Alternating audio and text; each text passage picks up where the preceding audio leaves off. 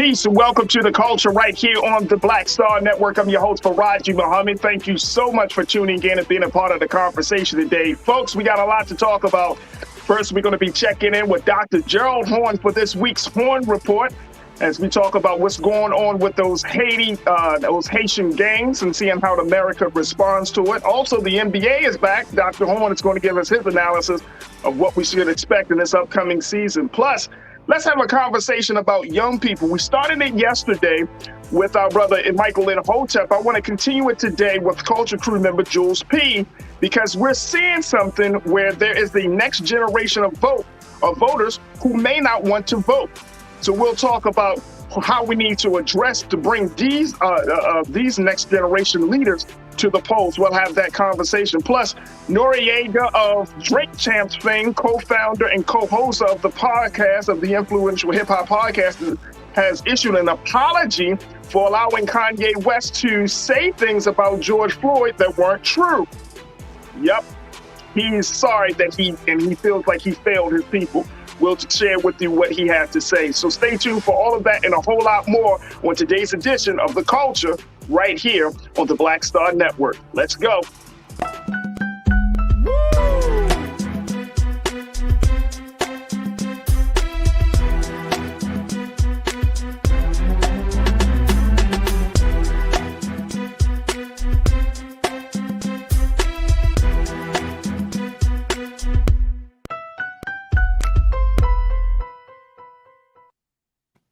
All right, folks, welcome to The Culture right here on the Black Star Network. I'm your host, Farajii. Thank you so much for tuning in this afternoon. Wow. So excited about today's show. We got some dynamic voices that's going to be joining us. And so get ready. Get ready to post your comments on our streaming platforms as we're streaming live on YouTube and Facebook right now, as well as on our own platform at Black Star Network. We would love to hear from you as you join us in the conversations that we think, oh, well, this is what folks are talking about. This is what's important to you.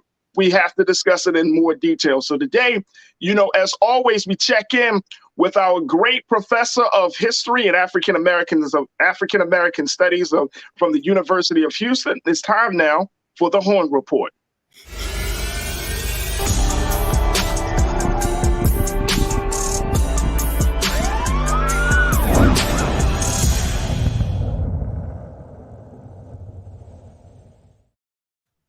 Peace, Dr. Horne. How are you, sir? Hey, it's all good. Doc, let's start it off. Let's talk about something that's near and dear to your heart, which is the country of Haiti. You have done extensive research about this country, the political ups and downs of this country. And even to this day, Haiti still seems like it's still treated like a stepchild to America in a lot of ways. But now we're seeing a rise in Haiti violence as they are attributed to Haitian gangs and the impact that these gangs are making on the quality of life of other Haitians. And as you can see there, folks, this is from AP. Haiti calls for help at the UN as world mulls the assistance. And folks are very slow. And this is always interesting to me, Dr. Horne, that when it comes to certain countries and certain areas like Cuba and Haiti and other places, there seems to be a very standoffish way that a lot of world leaders take when it's talking about when they see these places in need of assistance, and they're having some sort of trouble. And I'm always wondering, I wanted to always ask somebody, why is that the case, Doc? Why is there, when it comes to Haiti in particular, why is America or other countries just kind of sit on their hands instead of jumping right into the fray? Well, as you probably know, Haiti and the United States have a very troubled relationship. Yes, sir, I do. Haiti between 1915 and 1934. Recall that the Haitian Revolution, 1791 to 1804, which was a remarkable, transformative, and profound event. Think of it. Here you had unpaid workers, enslaved Africans rising up as one and tossing out French colonizers and their U.S. allies. George Washington himself expressed discontent with what was going on during that particular time. And so the United States did not recognize Haiti until the 1860s. That is to say, it acted like it did not exist, except for seeking to destabilize the regime from time to time. And what's happening today is a direct outgrowth of that troubled relationship. You had the assassination of the prime minister, as you know, some months ago. You have a prime minister today, Ariel Henry, who is not very popular. This has created a vacuum that has allowed for the rise of these so-called gangs, which are basically dominating the politics and society of the country. People are huddling in their homes, oftentimes afraid to go outside. And so what's happening is that many forces in Haiti are not necessarily in favor of some sort of multinational intervention, because in the past, those sorts of interventions have not worked out very well. It seems to me what needs to happen is that civil society in Haiti, that is to say, the unions, the Black associations, the feminist groups, the political opposition groups, need to huddle with their counterparts not far distant away in Cuba and make a proposal to the United Nations Security Council in New York about what should happen in Haiti. And Dr. Horn, with that, I mean, I agree with your idea of, that something that proposal should be made. And right now we're looking at a situation, and this is what was reported, that the United States is trying to figure out, and this is coming from U.S. Ambassador Linda Thomas Greenfield. She made the announcement at an emergency meeting at the UN Security Council, and made the point that they are preparing a resolution that would authorize an international mission to help improve security in Haiti, and whose government issued a distress call for the people of the crisis-wrecked nation. So this is between the United States and Mexico, said that they are going to work with the UN for this. So is this, what do you make of this from the UN, from US, Mexico coming together, trying to bring the UN into this, leading the charge? What do you make of this? Because I know there's some backdoor politics that are happening for this resolution to even come into existence. Well, I think the problem with the resolution is that the United States is not seen as an honest broker. It's Right. seen as part of the problem. And so when it makes a proposal for some sort of multinational force to go to Haiti, people think back to the time about a decade and a half ago when President Aristide of Haiti was ushered out of the country at the behest of the U.S. authorities, with the assistance of the U.S. authorities. Since that time of the deposing of President Aristide, it's been very difficult for Haiti to resume stability.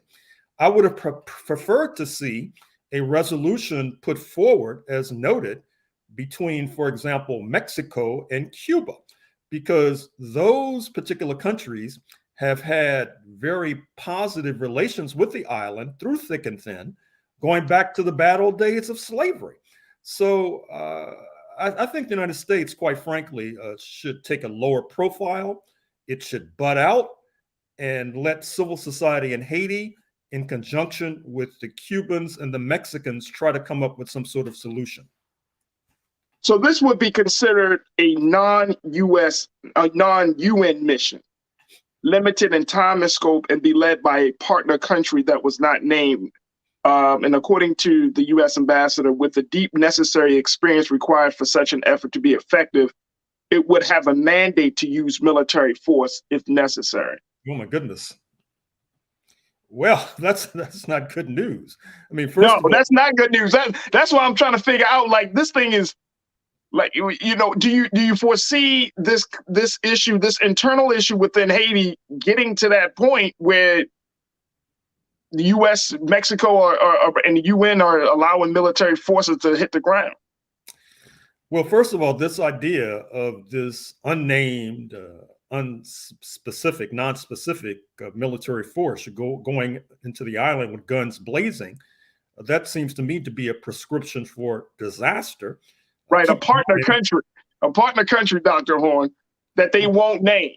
Right. I mean, that's probably the United States, I'm afraid to say. And as I said, the United States is not the most popular nation on the island because of the tragic history between Haiti and the United States of America. And keep in mind that these gangs, as they are called, are not necessarily pacifists. They too are armed. And so if you're talking about inserting an external force with arms onto an island that is already swimming in arms, not least because of exports of small arms from the United States of America, Yeah. it seems to me that that is not the way to go. I'm a little concerned, more than a little concerned, in fact, with what's transpiring as we speak.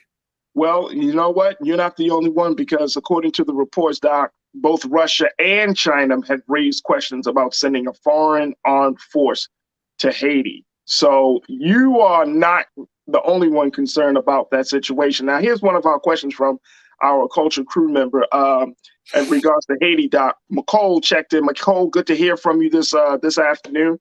You said, question for Dr. Horne. It seems like Haiti has a stronghold on it as a nation, unstable economically, politically, etc. What will it take to lift Haiti up so that it will be a thriving nation? That's the $64 question. And in order to answer that question thoroughly, I might have to be on the culture for the rest of the afternoon, which I know we can't afford. But in sum and in short, I think that the United States needs to realize that it should be consulting with the nation which it routinely boycotts. I'm speaking of Cuba, because Cuba has forces on the island, that is to say, mostly doctors. A good deal of Haitian healthcare is supplied by Cuban doctors. They are not far distant from Haiti. Right. They should be consulted, but as you know, the United States has a boycott policy against Cuba as well. And so in order for Haiti to lift itself out of the doldrums, it seems to me that the United States is going to have to change its policy, not only towards Haiti, but towards Cuba. And that does not seem to be in the cards at the moment. Absolutely. Absolutely. Taylor checked in and said, if they want money, who is going to be fiscally responsible over it? Well, that's a great question. It's interesting as well that you mentioned that China and Russia are raising objections. As we speak, China has become a major political and economic and financial force in the Caribbean. In fact, they're a major financial force in the Bahamas, which is just off the southern tip of Florida.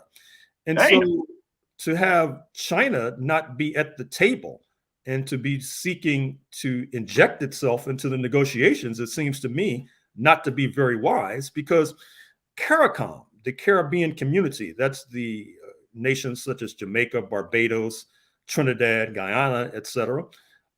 Why isn't CARICOM taking the lead with regard to Haiti?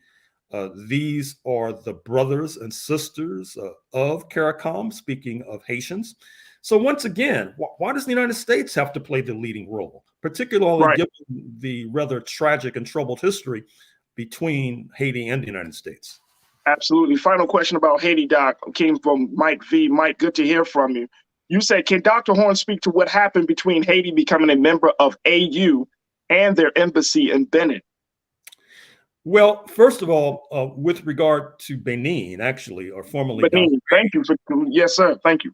Which, as you know, is featured in the recent Viola Davis cinematic extravaganza, The Woman King. It takes place in Benin, i.e. Dahomey. And it's interesting that during the bad old days of the slave trade, a significant percentage of those we now call Haitians were actually coming from that part of Africa. And so it's understandable and justifiable why Haiti not only would seek to try to animate relations between Dahomey, Benin, and Haiti, but also try to join the African Union. Now, its relationship to the African Union, that's the Pan-African Continental Body headquartered in Addis Ababa, Ethiopia. I've heard conflicting reports about its application. Some reports suggest that it's a done deal, that it's already in motion. Others say that it's still being contemplated. But in any case, I think that's also worth considering, because perhaps we need CARICOM, the Caribbean community, Jamaica, Barbados et al., in league and in conjunction with the African Union, seeking to carve out a new path for Haiti, more so, for example, than the United States of America. Absolutely. Absolutely. Doc, so as we of course we're going to keep our eyes on what's going on, and like you said, you're bringing up some valid concerns, and I think we should share those same concerns as well, because we know that here in the United States there is a large Haitian community in various parts throughout the United States. Of course, in Florida, I've read, Texas, I've seen. So a lot of us, we even have Haitian roots. What I'm saying, speaking of Black folks in this country, we have deep Haitian roots, and we may not know it, but we do. So when we're talking about, and that's why I brought up at the beginning, Cuba and Haiti. When you're talking about those two places, you got to talk. The conversation has to be had in order for us to see the value and the importance of both of those countries. I want to switch gears because this also speaks to, we're talking about instability there in Haiti. Let's talk about the potential instability here in the United States with the number of election deniers that have found a home in this year's midterm election. And this is very interesting to say the least. And Keenan and Ariel, if we can show this, take a look, folks. This is democracy is on the ballot. This is coming from the Brookings Institute. Excuse me. It says democracy on the ballot. How many election deniers are on the ballot in November, and what is their likelihood of success? Now, this is, I mean, mind blowing to say the least, Doc, when we're talking about this level of infiltration. But the Brookings Institute, they put this out because there have been a number of stories that show that as many as 300 election deniers are on the ballots all across this country in major elections where if they win, they're going to be in power. They're going to have great influence. And I'm wondering, we've been talking over the past couple of days here on the show how democracy is not just being challenged, but it's forcing voters to think twice. And I'm going to go back, but one of the polls that I read, and I think this came out of the New York Times Siena poll, that actually said that Democrats, and it's not even Republicans, that said Democrats, Dr. Horn, would not be averse to having anti-democratic candidates on the ballot. Now, I'm not saying anti-democrat like the political party, but anti-democratic candidates on the ballot. And I'm thinking to myself, this doesn't make sense to me. Why would you want somebody who don't believe in the system to be a part of the system to tell us that they're going to push and speak for our interests in a system that they don't trust? It's just like this circular logic that I don't understand. Can you speak to this this phenomenon of election deniers in this year's midterm? Well, first of all, we should realize that we're in a brand new ball game. There's a distinct possibility that we may look back at 2020 as the good old days in terms of electoral democracy, because not only do you have hundreds of Republicans who are basically taking the position that either A, they win the election, or B, if they didn't get the most votes, that means that the other side cheated.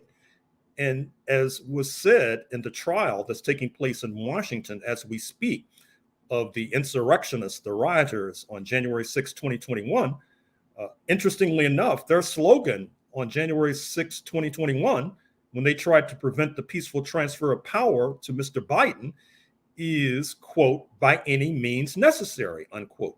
And that's why they were armed to the teeth. That's why they had a gallows constructed on the grounds of the Capitol. That's why they were chanting, "Hang Mike Pence." And so we're in a very dangerous situation. And the High Court, the Supreme Court, has not made things easier by basically hollowing out and gutting the Voting Rights Act of 1965, which served at that time to guarantee the right to vote of Black people and then extended to other so-called language minorities. For example, in certain jurisdictions, ballots have to be printed in Vietnamese, they have to be printed in Spanish, et cetera. And not only that, but with regard to your latter point, what's striking is that the Democrats have made the decision that if they help extremist Republicans to win Republican primaries, that those extremist Republicans will not prevail against a Democratic candidate. I take it that's what you're referring to when you were talking about Democrats pushing for these anti-democratic candidates. Right. And certain races that seems to be working. If you look at Maryland, for example, where you have a black man, Wes Moore, who's ahead in the polls, double digits in terms of running for governor, that's where they use that strategy in particular. They helped to make sure that the Republicans would nominate an extremist Trumpista, and he's now behind by double digits. The same holds true in Pennsylvania in the race for governor, where Josh Shapiro is ahead by double digits and ahead of a Trumpista. However, that's a very dangerous strategy. It presupposes that the electorate will not cast a vote for these extremists, and we all know that polls can be wrong. For example, up until the election day in 2016, many believed that Hillary Rodham Clinton would prevail over Donald Trump. So it's a very dangerous strategy that the Democrats are pursuing, and let us hope that it does not backfire. Oh, no, sir. I mean, well, yes, sir. Let me rephrase that. Yes, sir. Very dangerous. And the Brookings Institute, they put a couple of tables together based upon their research. One finds that the likelihood of election denier candidates' November success, out of a little bit over 300, 199 have a high likelihood, 58%, of winning their election, and 70 have a medium likelihood, and 76 have a low likelihood of winning. Now, they also put in, this is what I found very interesting as well, Doc, that the likelihood of election denier candidates' November success by office. And thank you, Keenan and Ariel, for putting this up. Let's scroll down to the second. Let's scroll this down a little bit more. Now, I want to show y'all by office really quickly. Here, take a look at this, and let's make the screen big very quickly. Yep. Let's go down to the part. Now, this is statewide. If you look at this, likelihood of election denier candidates' November success by office. This is high office, governor, secretary of state, attorney general. 14 in high, 16 medium, 17 low. But if you scroll down to the candidates for U.S. House and Senate, this is where it gets. Look at that number, folks. 131 have a high likelihood of winning the November contest. Those candidates are running for House and Senate. And then the rest of the numbers pales in comparison to that.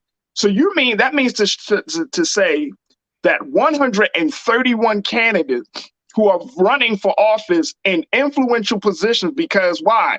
We know that the House and the Senate are divided right now, with Kamala Harris with the tying vote, with the game tying vote. But we know you put enough Republicans in there, that thing can tip. So the strategy is not necessarily high level people. The strategy is, let's get the actual lawmakers. Let's get those who are the legislators, because that could do the most damage, because it's statewide, right? And you have more say. You're a part of Congress, and then at the same time, you also are part of the state legislature. That's important for us to know. So when you're talking about, I'm not worried about the governors, because that's one thing. I'm worrying about the people in these congressional races, because they could change the policy for the whole state. They could change the policy for the whole country. Well, with regard to members of Congress, once again, to cite these polls, which I've already conceded don't have that much credibility, but the polls suggest that the Republicans will retake the House of Representatives, and Speaker Nancy Pelosi will no longer be Speaker. She will be replaced by the Republican Kevin McCarthy. If that takes place, you can kiss goodbye the investigation committee of the House, headed by Congressman Benny Thompson of the Congressional Black Caucus and of course, he's from Mississippi. You can kiss his committee goodbye. And matter of fact, what you can expect if the Republicans take over the House is for Benny Thompson to be investigated. They've already suggested that that's in the cards. Right. So once again, I'm afraid to say that we're in a brand new ball game with regard to U.S. politics. dark days, I'm afraid to say, are looming ahead. And I think that what we're going to have to do is put on our marching shoes and put on our thinking caps, because a new situation calls for new thinking. Absolutely. And Dr. Horn, I've been waiting all week to ask you this question, sir. There has been a number of conversations. We've been having this here on the show, but I'm hearing more and more Black folks saying maybe we need to infiltrate the Republican Party. Maybe that's going to be a way for us to kind of change things, or at least uproot some things. What's your take on that? You study history. You study our history. You study world history. You study political history. Is that a good strategy, sir? Well, on the surface, I would say no. I mean, if you're infiltrating the Republican Party in order to destabilize it, I say right on, because it needs to be destabilized. But if people are looking for political alternatives, we need to go back to our conversation with regard to Haiti. Recall that we suggested that Haiti reach out to the Caribbean community, reach out to the African Union. With regard to Black people, we really don't have any sorts of foreign relations right now. And so we're trapped behind what used to be called the Cotton Curtain, dealing with these reactionaries who do not plan to have fair and democratic elections. And keep in mind that this strategy that we're pursuing is not the strategy that Black people have pursued for all time. There was once a time when you had internationalists like the late, great Paul Robeson, the tallest tree in our forests, multilingual actor, singer, professional athlete. He was mobilizing the international community on our behalf. I think if people are looking for bright ideas and they're looking for lessons from history, the Robeson example is what needs to be pursued, because going from the Democrats to the Republicans, in some sense, is like going from the frying pan to the fire, unless your plan is to destabilize the Republican Party from the inside. And what's the likelihood that may happen in this upcoming midterm, or even in the next presidential election? I think the chances of destabilizing the Republican Party from the inside are slim and none, because let's face it, basically the Republican Party is the party of whiteness. They cater to a few Black people like Herschel Walker, the lamentable candidate for Senate from Georgia, to try to throw dust in the eyes of the public and make the public think that they're not as racist as they appear to be. So when Black people talk about joining the Republican Party, that's like a chicken deciding to invest in Kentucky Fried Chicken, becoming friends with Colonel Sanders. I don't think it makes any sense.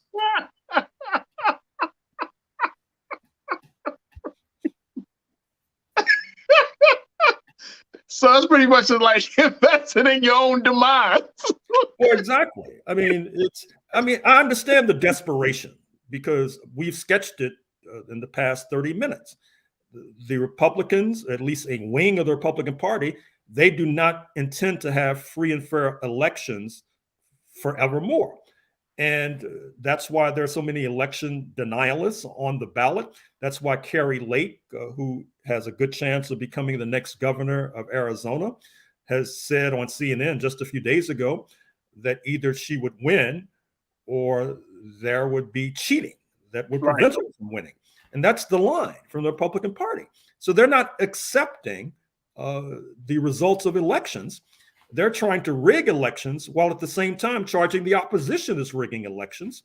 It's like the thief yelling, "Stop thief," in order to deflect attention from their misdeeds. Fact. And so I understand the dire situation, but joining the Republican Party, I'm not so sure about that. I hear that. Corinna checked in and said, no, we simply need to vote our numbers and take over the Democratic Party. Boom. I think that's probably the most reasonable alternative. Real Corinna, thank you so much, sis. Good to hear from you. Real Brooklyn, you say, as long as the Constitution requires the House and Senate to count the electoral ballots, influences will always exist. A tie is pretty much saying, quote, if issues or questions occur, that's all they need. Right. Truth is power. You said, and this is why I constantly tell my brothers and sisters, get out and vote, because the danger is right there in front of us and we can't wait. Absolutely not. All right, Dr. Horn, we got about 30 seconds. What you got for this NBA season? This is a season that the Golden State Warriors are looking to come back. Their preview is the Golden State Warriors are bidding for a back-to-back title. LeBron James' eye-scoring record as New Year tips off. What you got, Doc? Who are you feeling this season? Well, I fully expect LeBron to surpass Kareem Abdul-Jabbar as the #1 scorer in the National Basketball Association. With regard to the Golden State Warriors, I'm sure your audience is familiar with the controversy involving Draymond Green, who punched in the face his teammate Jordan Poole. The team executives were not very happy about that. But in any case, I expect them to bury the hatchet, and I expect Golden State to emerge from the West.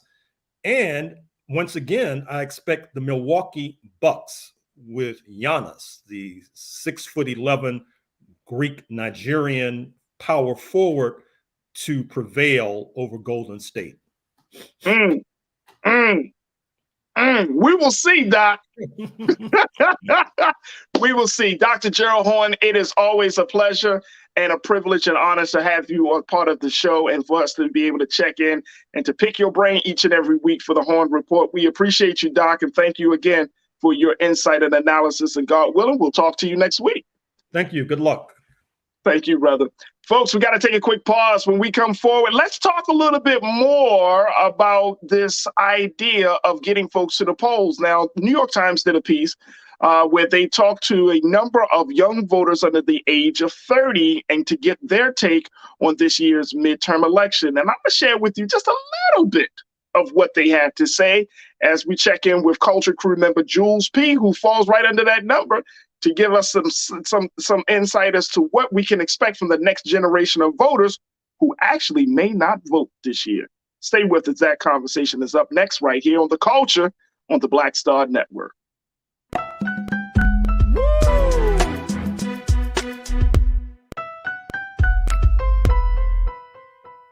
Hatred on the streets, a horrific scene, a white nationalist rally that descended into deadly violence. White people are losing their damn minds.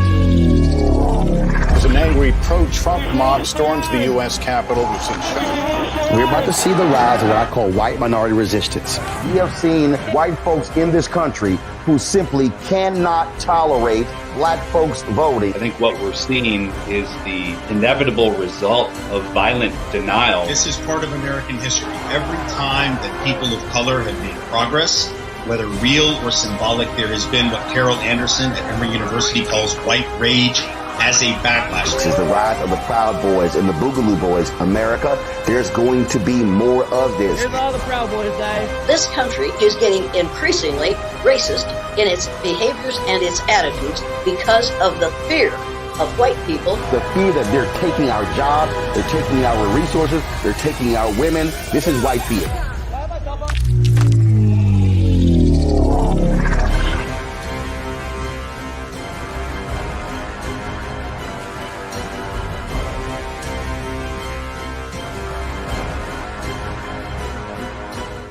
When we invest in ourselves, we all shine.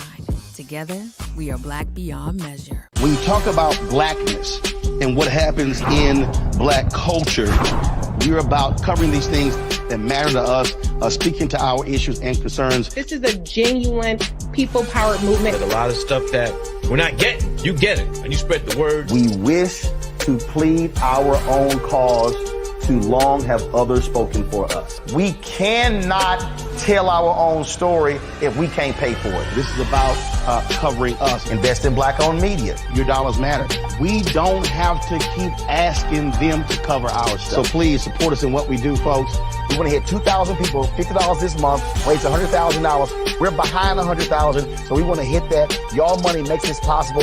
Checks and money orders go to P.O. Box 57196, Washington, D.C. 20037-0196. The Cash App is $RM Unfiltered. PayPal is R Martin Unfiltered. Venmo is RM Unfiltered. Zelle is Roland at RolandSMartin.com.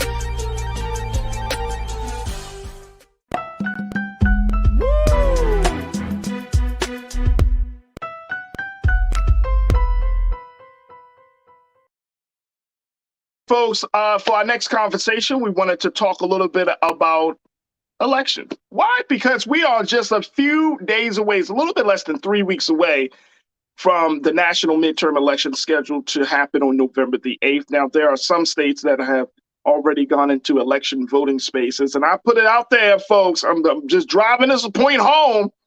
If you live in Georgia, and you're a registered voter, vote like your future depends on it. Because guess what? It does. Guess what? It does.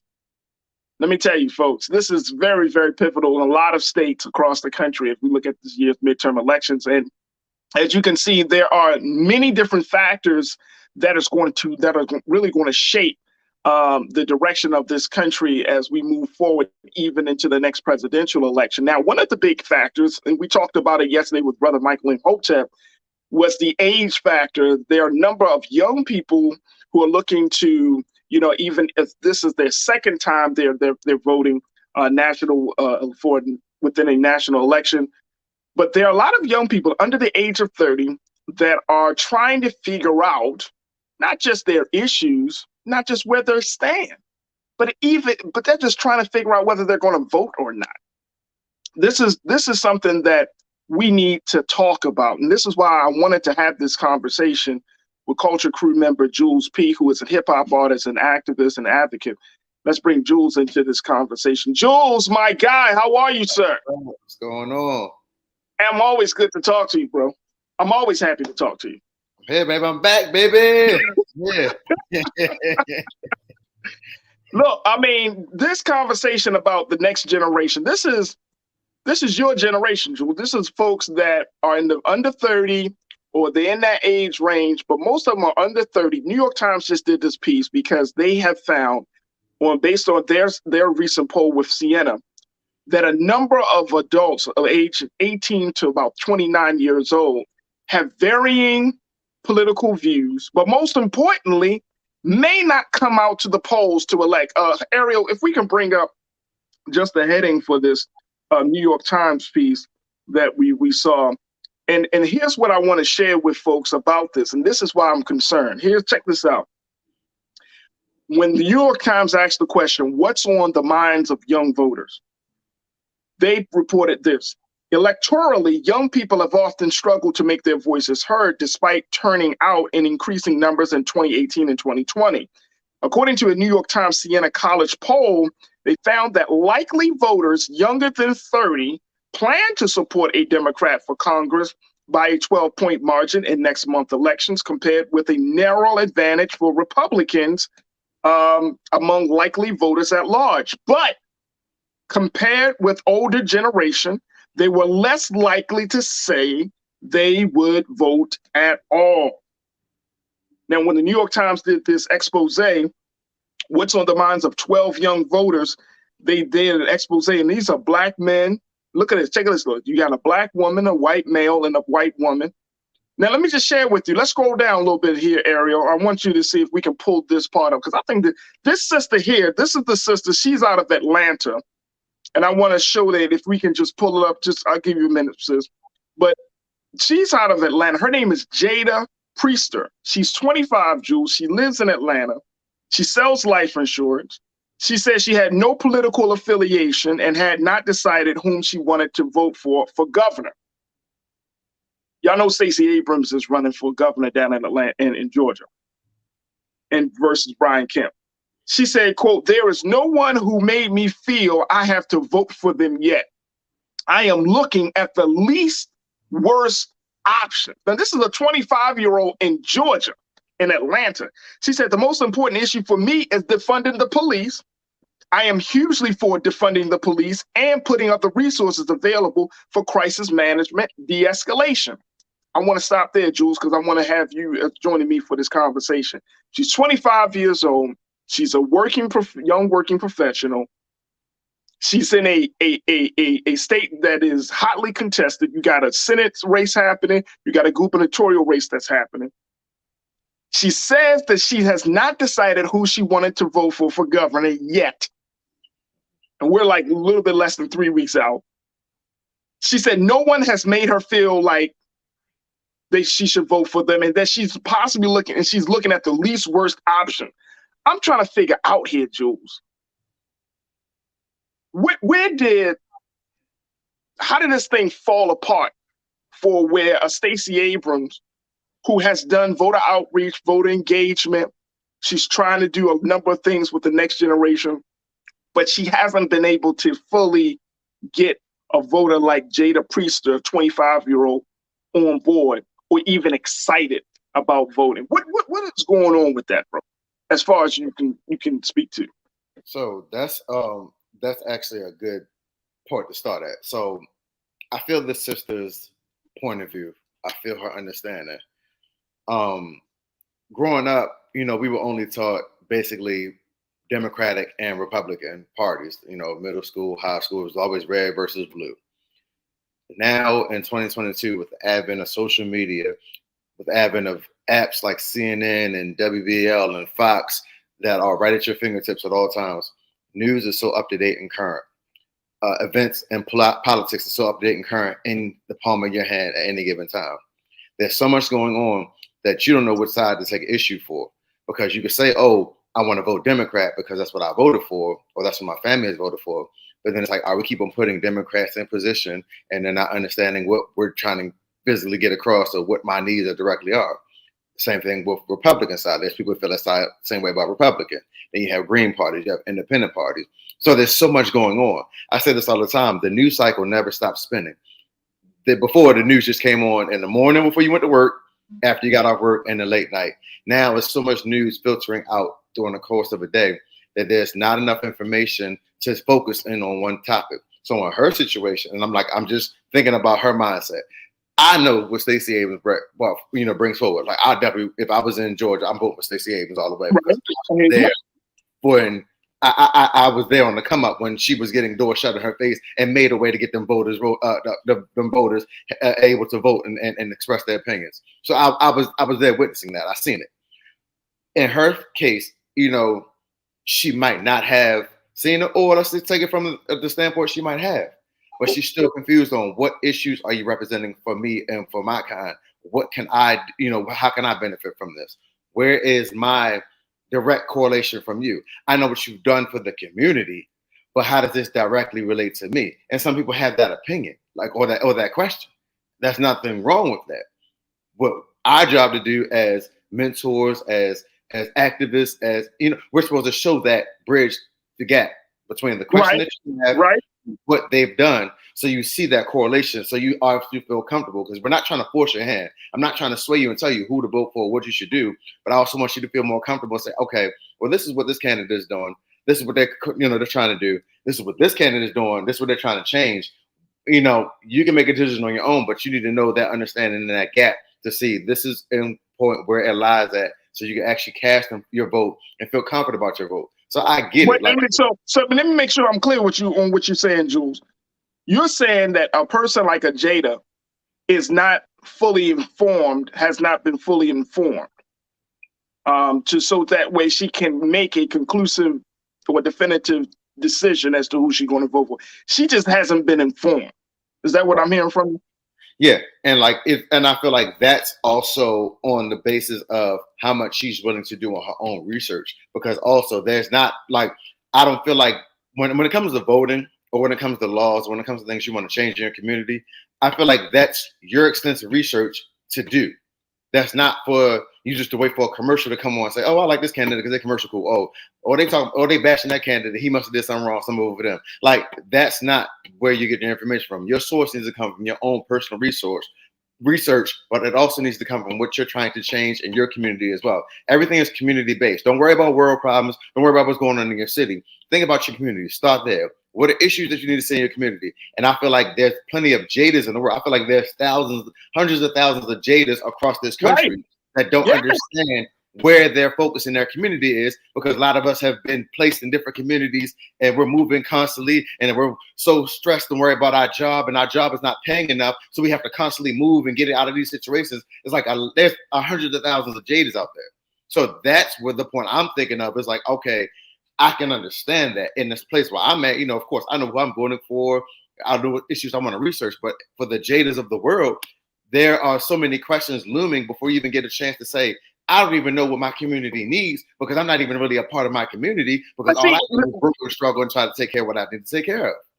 And you know what? I would have to agree, bro. I think there are a lot of jaders out there, right? I think there are a lot of young people under the age of 30 who have somewhat of an inkling of certain things going on around them, but they're not fully invested. You know, they're not fully involved. You know, everybody ain't a Jules P.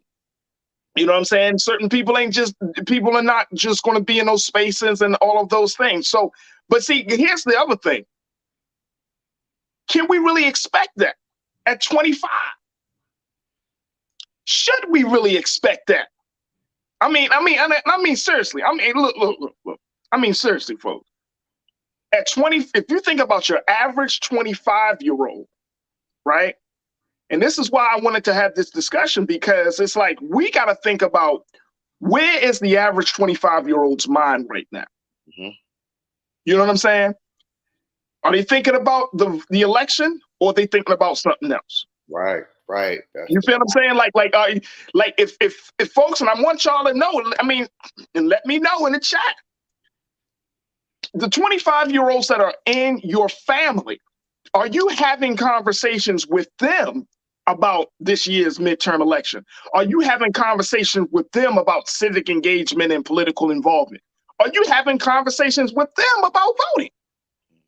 See, and I don't want us to get into a space where we judging the little sister, right?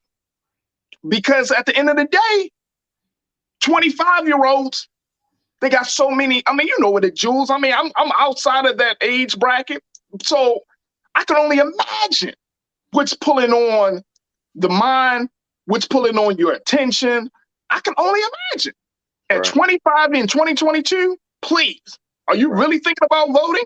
Are you thinking, or are you kind of like having these brushes of political and civic involvement? You know what I'm saying? Like you might have a homeboy, a homegirl that be like, yo, you want to, you know what I mean? I'm going out to help to vote. I mean, that's asking. I think personally that may be asking a lot, because I don't think everybody has that type of person in their circle. You might be, you might be, involved, but do everybody have a person that's involved and then not only are they involved, inviting you out to come to a march or inviting you out to come to help with the polls?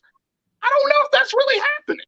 I really don't know, bro. All right, let me go to a couple of, because I want to bring some of my culture crew, my online culture crew, here, what folks got to say.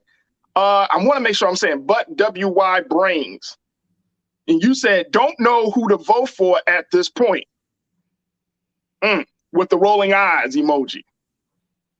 Sean Thomas, you said no time to be stuck on stupid with the vote. Pain awaits if the wrong ones win. But again, folks, we talking about from where we are right now. That's fair. I mean, I'm just let's keep that real. Like we talking about where we are, conscious, educated, politically, engaged. That's where we are. And not even all of us, because I'm the living proof. I'm not even 100% invested in politics right now. I don't pay none of this mess no mind, because there's too much nonsense going on. So I'm like, yo, what's affecting me and my family? Who's representing those issues? Because it's so much BS that's being pushed into people's minds because negativity sells. So I'm literally in a space right now. It's like, I'm not in no position to tell nobody who they should vote for. I always say, vote because our ancestors died for us to have the right to vote. That's my reasoning for saying vote.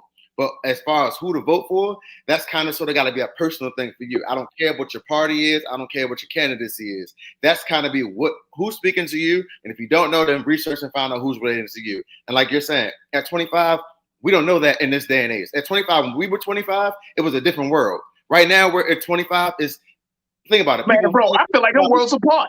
Right, people finish college at 25, like they finished college, they haven't even started their career yet. Because they're still trying to find their job because they got a degree and they're not even working in their degree field. So it's like now I'm in a what they call a space, purgatory. Like I'm just like, I don't know where I'm at right now. I'm still trying to figure out life at 25. I want to think you're right, purgatory, transition space. Like, you're right. Like we trying to figure it out. Look. My little sister on my wife's side. That's my wife's sister, but she's in this. She's right there, and I don't even like. I talk to her about politics as much as I can, right? Just to kind of just throw in little seeds. She's been out with me when we go out and do our activism work, so she's been around.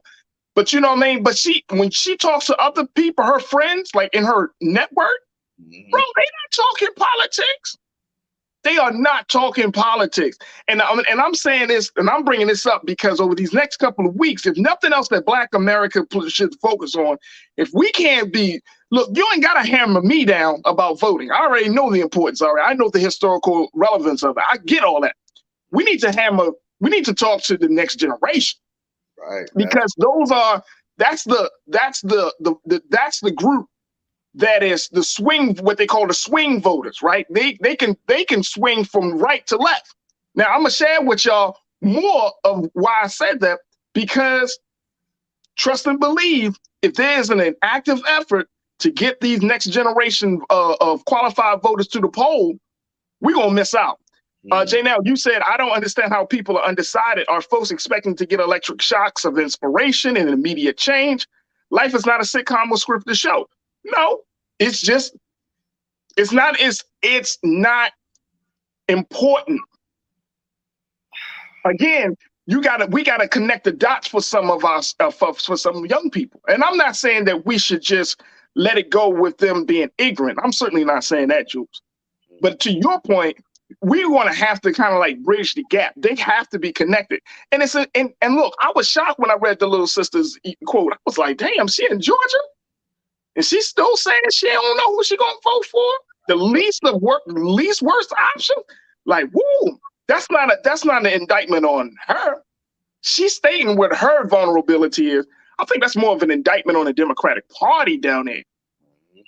That's the indictment. You know what I'm saying? Like, that's throwing shade at, unfortunately, like to our sister Stacey Abrams and whoever is in her camp, that's not reaching out to that group. In Atlanta, you can't get a 25-year-old to see the difference between a Stacey Abrams and Kemp? Yeah, right. That's the vote you need to take you over.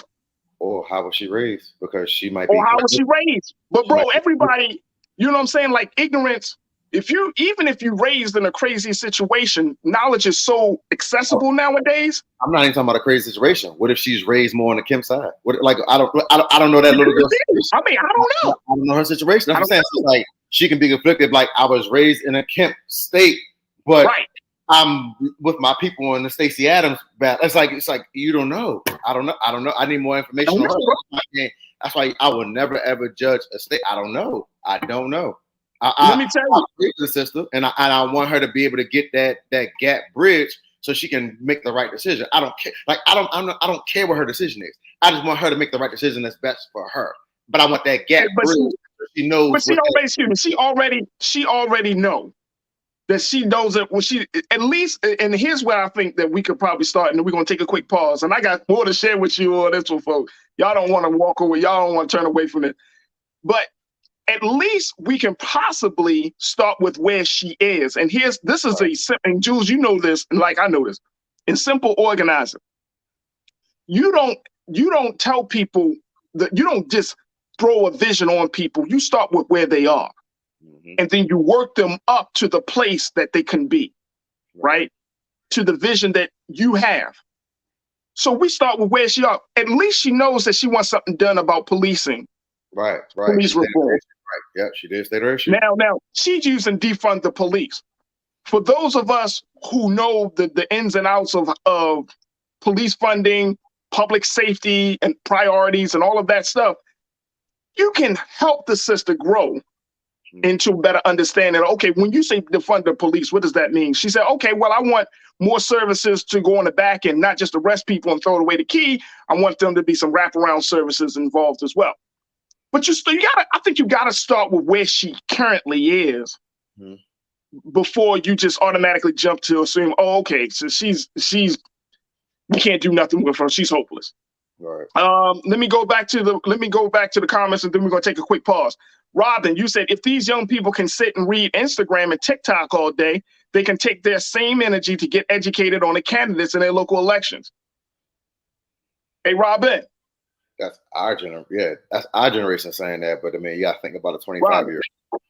Robin. Yeah, I get it. At 25 years old, and I don't know how old you are, Robin, but at 25 years old, did you look up any candidates that was running for office? Was that T?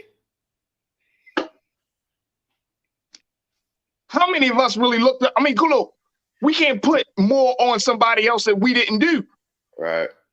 That's why. Yeah, that's.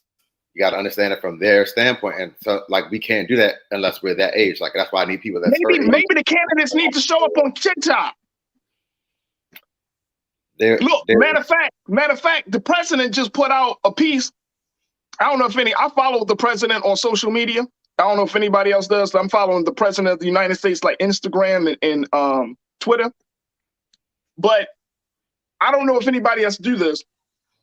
But the president just recently, and in his announcement of the student debt loan website being up and running, he put out a TikTok. President Biden, who's almost 80 years old,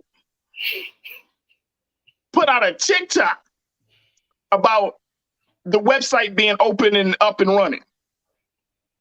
You gotta meet people where they are sometimes, man. I just want to say, as a 30 old Biden, as a 33-year-old man, I don't be on social media like that anyway. But if I see President Biden come across my timeline, I'm just gonna scroll past.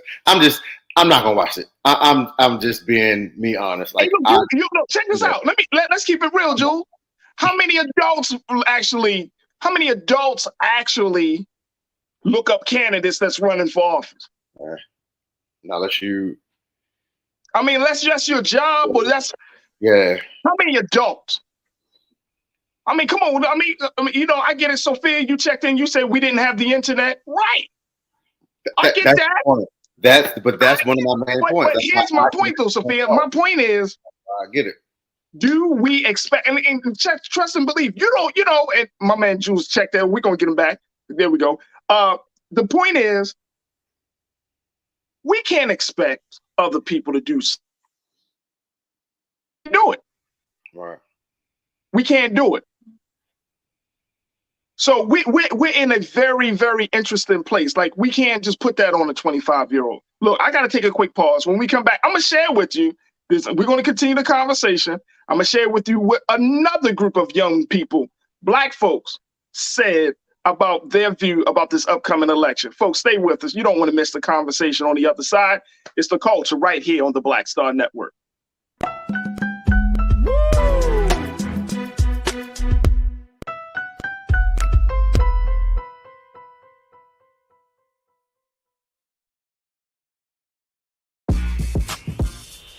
When we invest in ourselves, our glow, our vision, our vibe, we all shine. Together, we are black beyond measure. Pull up a chair, take your seat. The Black Tape with me, Dr. Greg Carr, here on the Black Star Network. Every week, we'll take a deeper dive into the world we're living in. Join the conversation only on the Black Star Network. I'm Deborah Owens, America's Wealth Coach, and my new show, Get Wealthy, focuses on the things that your financial advisor and bank isn't telling you, but you absolutely need to know. So watch Get Wealthy on the Black Star Network.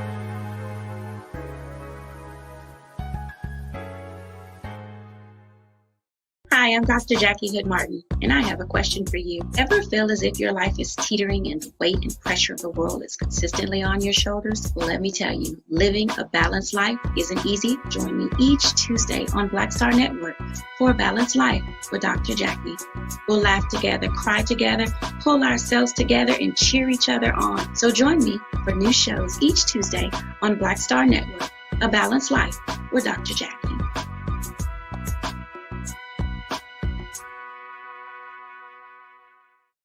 When we invest in ourselves, we all shine. Together, we are black beyond measure.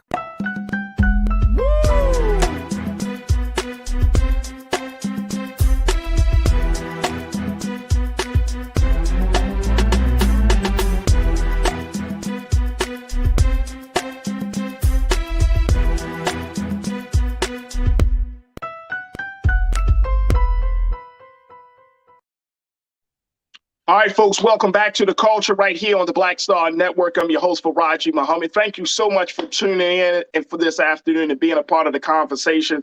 And we're having a very, very good conversation this afternoon as we talk about the plight of the next generation voter. What's on the minds of the young voter? This comes out of an expose that New York Times put out based on a New York Times Siena College poll that shows that a number of young voters, potential young voters under the age of 30, who have diverse political views are not very excited about going to the polls in this year's midterm elections. And I'm delving deeper into this because I feel like there is some work that still needs to be done to engage these voters. And when you have young people, they're under the age of 30 who say things like, you know what, I'm not impressed right now. These candidates just not doing it for me, or I'm thinking about choosing out of the least worst option, or I may not vote at all. It is an indictment. It's a big black eye to those candidates, especially in those hotly contested states like Georgia and in other places around the country, where those candidates aren't able to connect and engage with the next generation, which may be once it's all said and done after November the 8th, depending on whether the candidate is successful or not, that may be the one group, young people may be the one group that could have taken that candidate to victory, or could be that one group, or it could be the one group that takes that candidate to a loss. So we're talking about this. And I've been chatting it up with our culture crew member, Jules P. And folks, it is conversations like this that we want you to continue to support us. So this is the type of discussion. We want you to join us right now as we're streaming live. You can also hit me up on my social media at The Real Farajii. You can hit me up on Twitter right now, Farajii. Let's hear what you got to say as we talk about this, because this is very important to me personally. I've been around elections, I've voted in elections, and I've encouraged young people to vote in elections. But in this day and time, trust and believe, and I know a lot of you are saying, no, we got to get them to vote, right? But I can understand why. They may not be excited about going to the polls. All right, let's bring Jules P. back into the discussion. Jules, thank you so much, sir. All right, so we've been talking about this young sister, Jada. A lot of people have been chatting about her and seeing what she needs to do. Maybe a lot of people saying basically she needs to step up her game. And I'm pushing back on that, Jules. She doesn't need to step up on her game. She needs to be educated and cultivated. But who is responsible for doing that, right? If voting and going to the poll is not a value, you brought up an excellent point, Jules, about this. She may have been raised in a household where this may not been the big talk, right? That come election time, baby, you got to go to the polls, and you go with your mom or your grandmother, your dad or your granddad or your uncle or somebody in your family take you to the polls. It may not be a family value. That may not be a family value. So if she comes into registering to vote on her own, if she comes into looking at currently where things are, and she even comes to this decision and say, I don't know, I'm going to vote, but it's going to be a least worst option, and it's not a value, she's still making progress because she didn't come from that place. Am I making sense there, Jules? Yep, 100%. And so I think we gotta figure out, well, okay, what's the compromise? What's the happy medium between those two schools of thought? I mean, you don't want to lose her as a potential voter, but then at the same time, you want to kind of get her to see, like, you got to take responsibility for your own actions, right? Yeah. But voting is an exercise not just about knowledge. Voting is an exercise about seeing your citizenship differently. Mm-hmm. If you don't see yourself as being an engaged citizen instead of just somebody who lives in a city, who lives in a state, who lives in a county, and you just go along to get along, not knowing what's going on, not knowing what policies are in your best interest and policies that are against your interest, if you're just kind of just existing and not knowing what you need to do as being a citizen, I mean, I can understand it. I really can understand it. And a lot of 25-year-olds are in that place, bro. Right. You know it and I know it. A lot of 25-year-olds are just kind of existing politically. They have a term, Jules, I read about this morning. They call them politically homeless. Now, this is the first time I've ever heard this term. So, folks, some of y'all might have heard this. I have never heard this. Politically homeless. And I thought to myself, wow, I've never heard that. Somebody that does not have their own, like a party that they're home to. But what's your take, bro? And then we go back to, I'm going to share something else from this as we talk about this. What's your take? So one, I'm going to start with your politically homeless thing. I think that's an excellent term. And I think that's a term that should be not looked at as a bad thing. It's okay. It's okay to not know what you're being represented, who you're being represented by, what party who has your best interest. That's okay. So don't, like, if people that are listening to this or watching this live and they're understanding, that's not a bad thing. It's okay to be politically homeless. That's cool because you have a chance to now learn and retain more information from what you want to do, but you haven't made a decision yet. That's perfectly fine. So that's point number one. Point number two, I was thinking when you were talking, Farajii, if, let's just say, for instance, people like you and I, for example. So I'm going to use you and I because I don't want to use anybody else because I don't want to castigate my opinion or thought on somebody else's well-being or how they are. You and I are in spaces where we have interests, but we also have knowledge of things that we don't know everything about. So we also join into those fields to learn information, to get more knowledge, and to gain that. And then we're able to talk to others to, be able to relay and have an actual conversation with somebody. Especially being on this show, you have to have knowledge. You have to have a knowledge of a lot that's going on. You can't just be focused on one thing. I think that our generations coming up after us, that's just the conversations from people like us because we're not of older age, but we're also in a space of media that we're continuing to do to pass down that information and knowledge. I'll give you a prime example of myself. My knowledge is definitely way more sports, way more music, and then everything else kind of sort of falls in line about where it is. So you never heard me mention politics. So I'm not going to sit here and say, oh, November 8th, I know every single candidate who I'm going to vote for and what their issues are. I still have to do my research, but I have the knowledge to say, I don't know what I don't know. So I'm not going to speak and say, oh, you should vote for this candidate, or I'm going to vote for that candidate because of this or because of that. I don't know what they're representing yet, but I know where my space is at in my family and what I need to take care of on my day in and day out basis. So then I also have a ground to stand on as an adult to say, okay, this is the issues that I'm dealing with currently.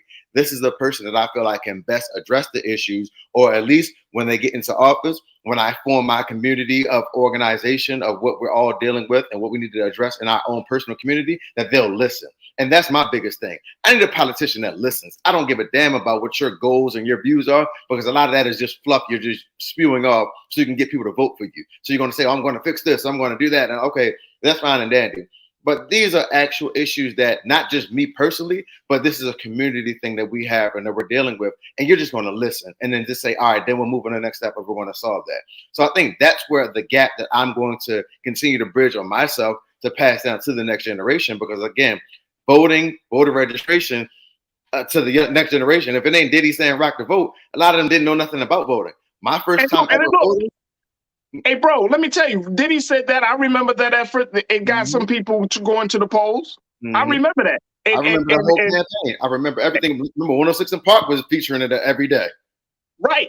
And look, truth is power. To your point, you brought that same point up. You said there's really no way that people can say they're not aware. They've got rappers doing vote videos. They got R&B artists talking about voting. And then the Black Star Network. They're not doing, look, I don't see no rock the vote. Right. There's no rock the vote campaign right now. You got some artists that may do it. And then look, as much as I like to believe that Black Star is the #1 source of news and information, I know black folks ain't listening.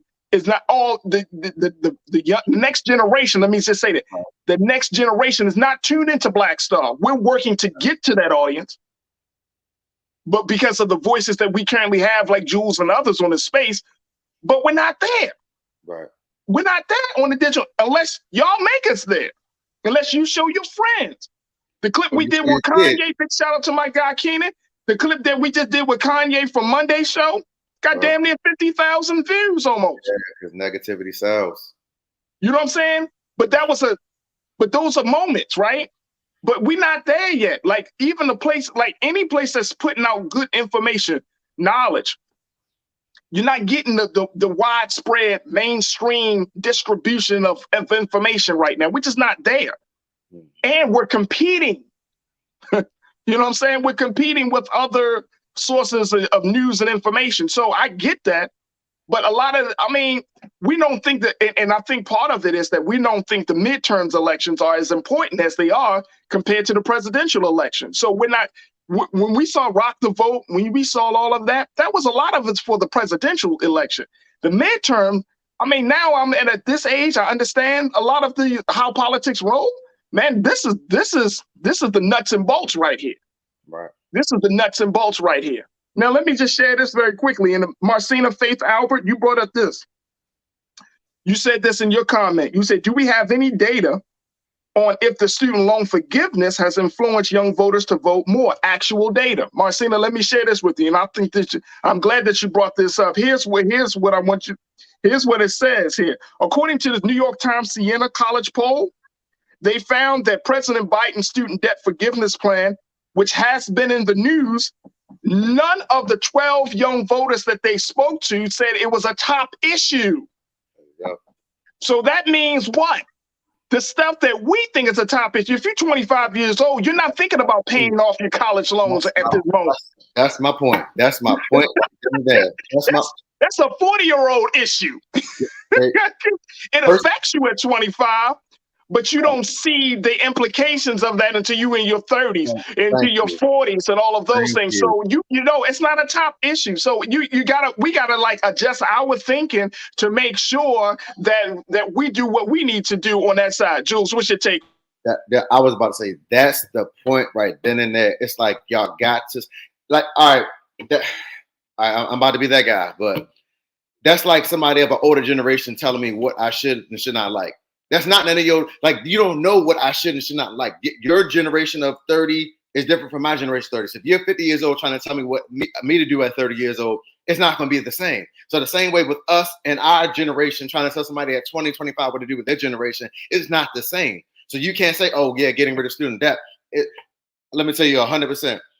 You know a phrase I hear all the time from people of 20, 25, 30, 35, and 40? F them loans because I ain't paying them anyway. So what does student debt relief mean to them when it comes to voting? Now, student debt relief is good for us financially, but I'm talking about as an issue for voting. That's not going to be the thing that's going to win over that generation. For our generation, it's a step. Okay, I filled out the application. They said they'll get back to me by December. Yeah, because they're getting about 200 million people applying a day. So they're going to have to go through a lot of these applications. So what's the chances of you getting the full 20,000 versus the chance of you getting lesser on the 10,000 side? You don't even know that yet. It's a great idea, but at 25 years old, I'm not even thinking about that because I haven't even worked in my career where my degree is starting for yet. I'm still working part-time jobs, trying to get into that space, trying to get to that space of passing med school or passing the bar to get to law school. Like I'm at 25, I'm not even in my career yet. Hey, bro. Appeal to the age gap. That's what it is. That is real talk right there. Let me just share another element of this, because as they talk to this, and Ariel, I'm gonna ask you. Well, you know what? You can't. We're gonna see if we can get this out. There were two young black men that were also asked as part of this expose that New York Times did about their views on the vote and midterm election. Two young black men, Jared Tate, 28, and Derek Whitehead, 29, of Ypsilanti. High school friends, they do a podcast together. Mr. Tate is a registered Democrat and works at Target while studying communications at Eastern Michigan University. Listen to what this man said. If Trump runs again, I will consider voting for him, mainly because of the financial aspect of it.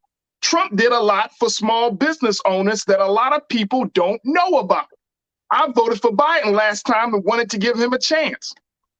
Mr. Whitehead, his friend, 29-year-old black man, not affiliated with the party, and voted to re-elect President Donald Trump in 2020. He said, quote, this is his quote, "I honestly don't know if I'm going to vote or not. I looked at it as more personal. If it doesn't have anything to do with me and my inner circle of family, it doesn't concern me."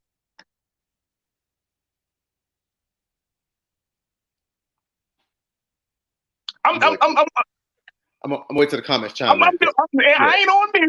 I want y'all to take this in. We got the picture. Boom, there they go. Let's make it big, Ariel.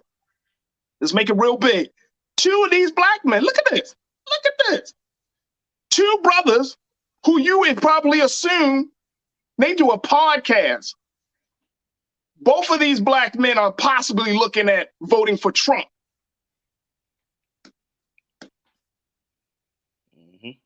Y'all figure that out. Now look, check this out. We can take one or two approaches. We can say they're lost, they're gone, they're unredeemable. We can't, they're hopeless. Or we can say, oh, snap, we're losing. Thank you. Thank you, Farajii. Thank you so much. Not they're lost, we're losing. Thank you. Because everybody wants to point the blame at the kids for not knowing.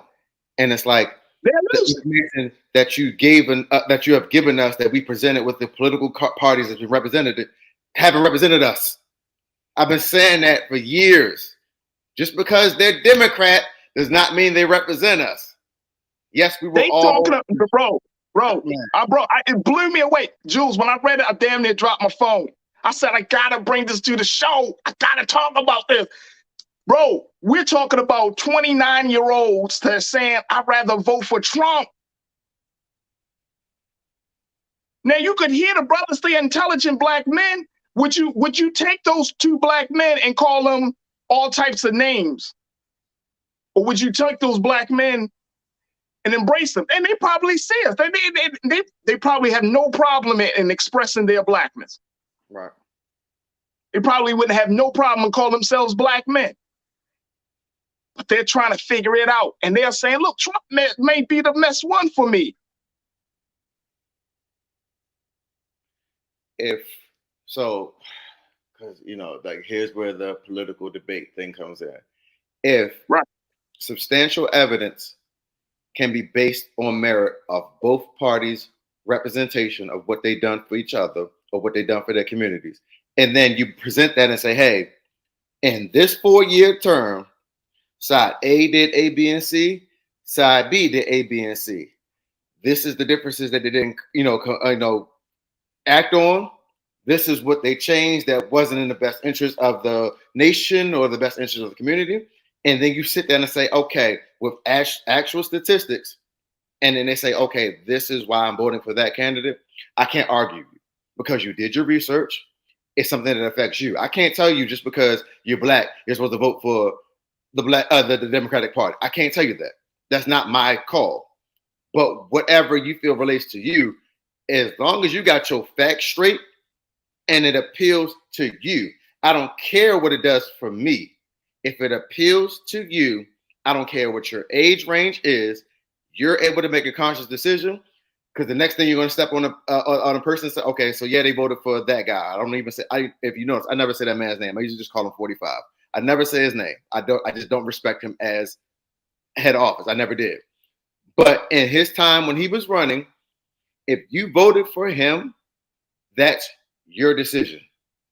But what I don't want to do as Big Brother Jules, activist, hip hop artist, cool dude from around the way, I don't want to then sway you on not voting at all, because at least you're voting. And at least you made a conscious effort to pick what you want to vote for. Do I want you to vote for him? No, but I can't, I'm not in your shoes. So I don't know what you're dealing with outside of our personal conversations, because I can only tell you what's happening in our conversations. When we talk to each other, I can only say, okay, yeah, bro, this is what I'm going through. This is what the community need. Boom, boom, boom. This, this is what this candidate's doing. This is what this governor doing. This is what this mayor's doing. This is what this council person's doing. Blah, blah, blah, like that. I got you. We can have that personal conversation. But once you leave that realm, as long as you take my knowledge into consideration, that's all I ask. That's all I ask. You do what you want to do with your vote, but at least you have my side of it too.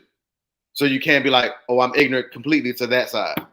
I'm only voting him because this is what the masses are doing, or this is what just appeals to me. No, I have knowledge of both sides, and then I made my firm decision, and I can't knock that. That's why I don't care. Like, I don't do political conversations with people when it comes to people that are just so one-sided. If you're still trying to figure it out, or like we say, politically homeless, that's fine. Then that's where the conversation happens, and you vote for who appeals to you.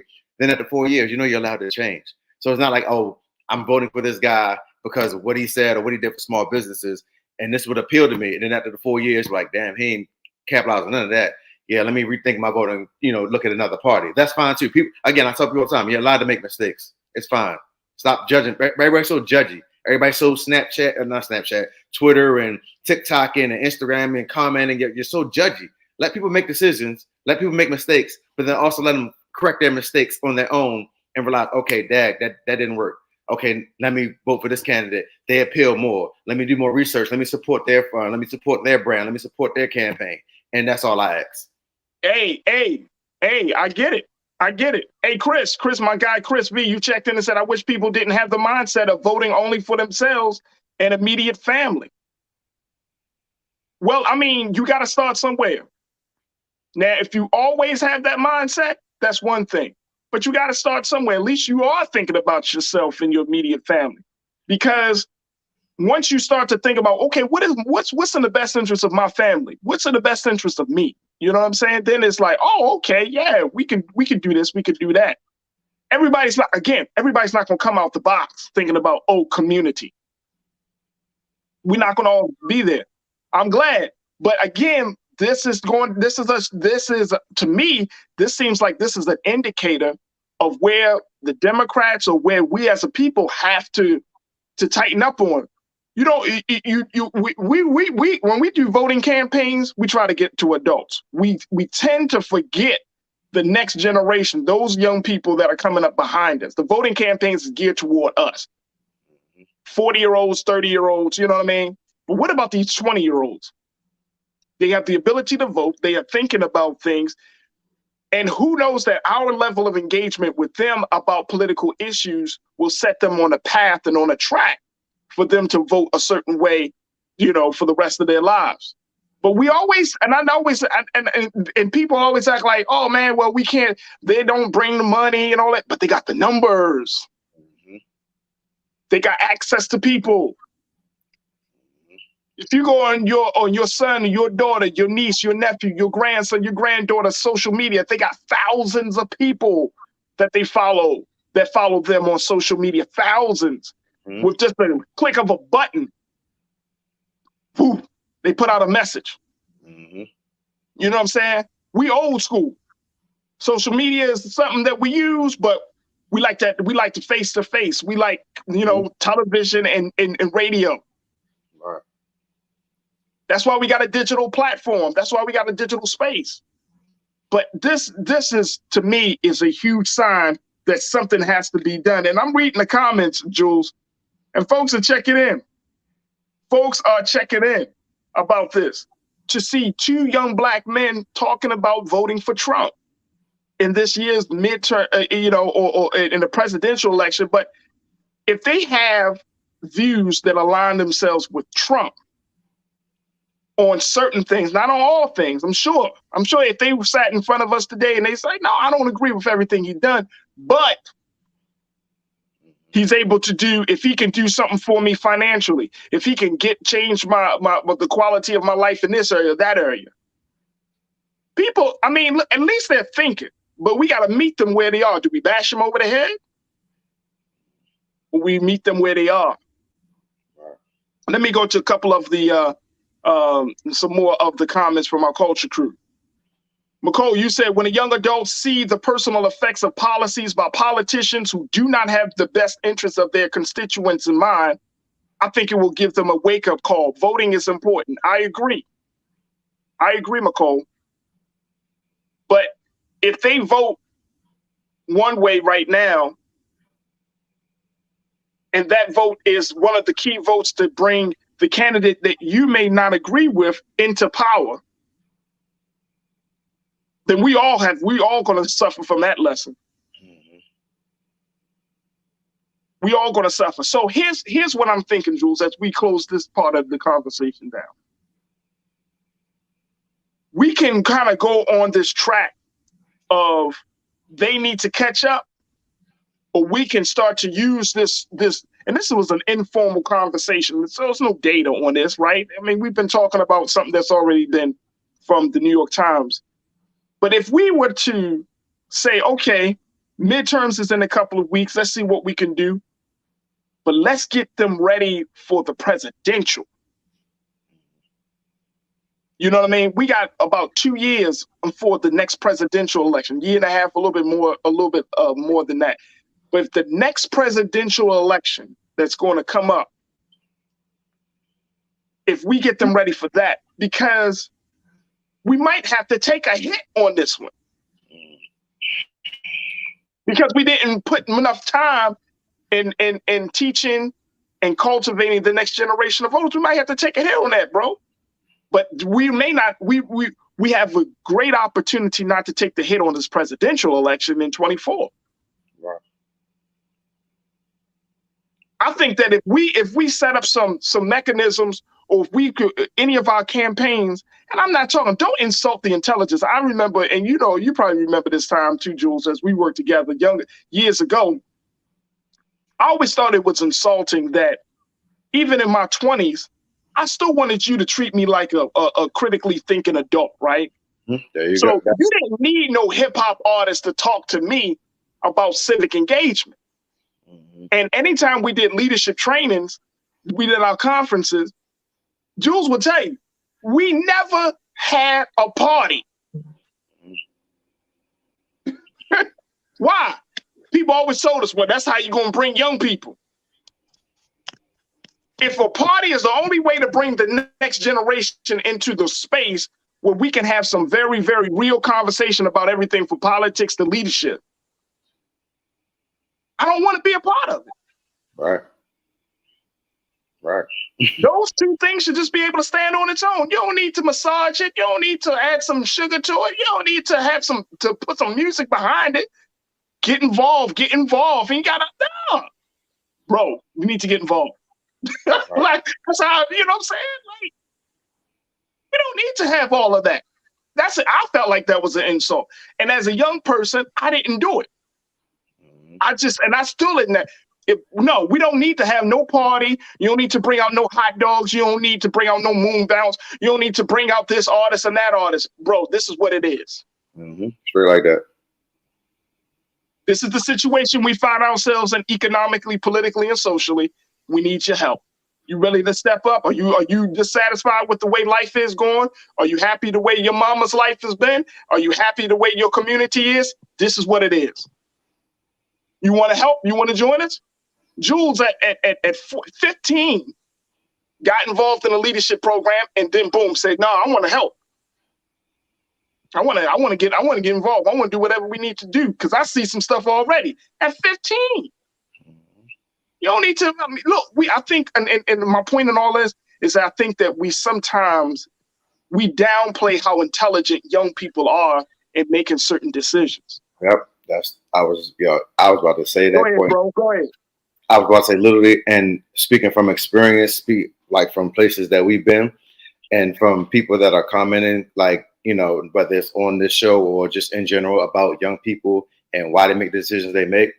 I also remember to have been in this I'm not gonna say policy game, this activism game for a very long time. And I've also been in places when I went to talk, I was basically looked at as, why are you talking? You were too young to even understand what's going on. So my voice was starting to get muffled at a young age. I didn't allow it to because I still spoke my piece.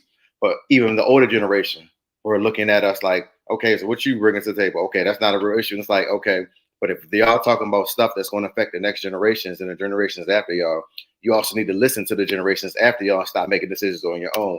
And that's where we, again, have the beef between our own parties, because if you're Democrat and I'm Democrat, but your generation of Democrat is focused on this and my generation is trying to change this, we're never going to meet here.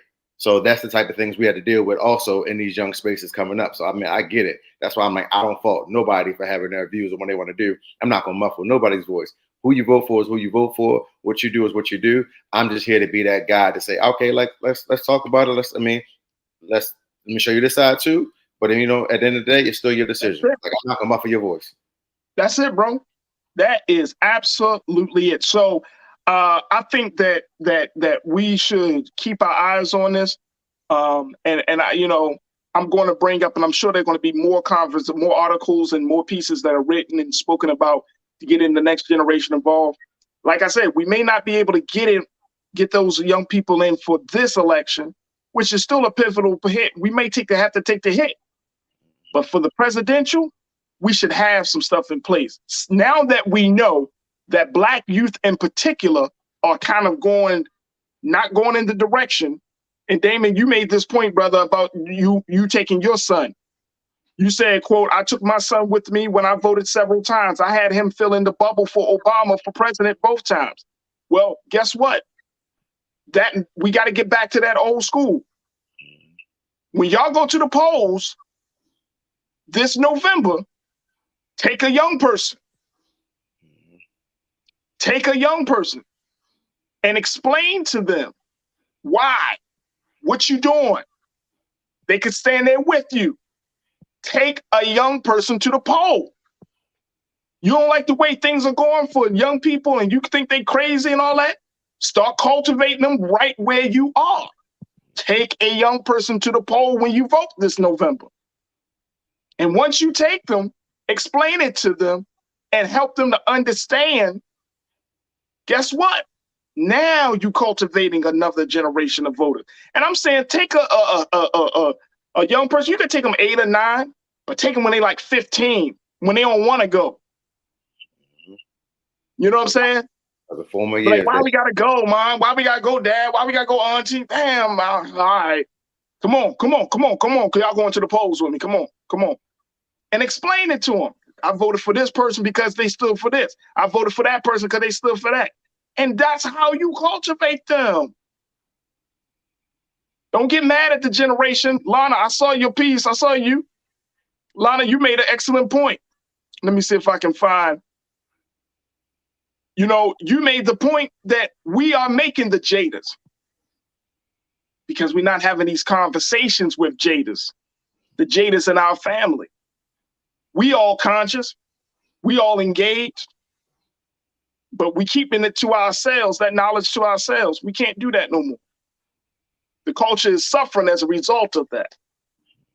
So we gotta make some changes within our own circle, within our own sphere of influence of getting these young people politically and civically engaged. Don't wait for the schools to do it, because they may or may not do it. Don't wait for no outside force to do it. Don't wait for TikTok and social media to do it. You got to take that responsibility. If you can touch the life of a young person today, then you can empower them for tomorrow. That's what it is. All right, we got to take a quick pause. When we come back, let's check in. Jules, I got to talk about N.O.R.E, who is the host of Drink Champs, one of hip-hop's most influential podcasts, and how he feels bad and has said he feels like he failed the Black community for not checking Kanye on his offensive remarks about George Floyd. We'll talk a little bit about that. Stay with us. That discussion is coming up next, along with Trends Post and Doing the Most. You tune into The Culture right here on the Black Star Network.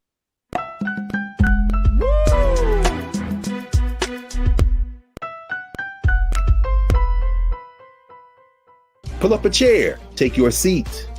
The Black Tape with me, Dr. Greg Carr, here on the Black Star Network. Every week, we'll take a deeper dive into the world we're living in. Join the conversation only on the Black Star Network.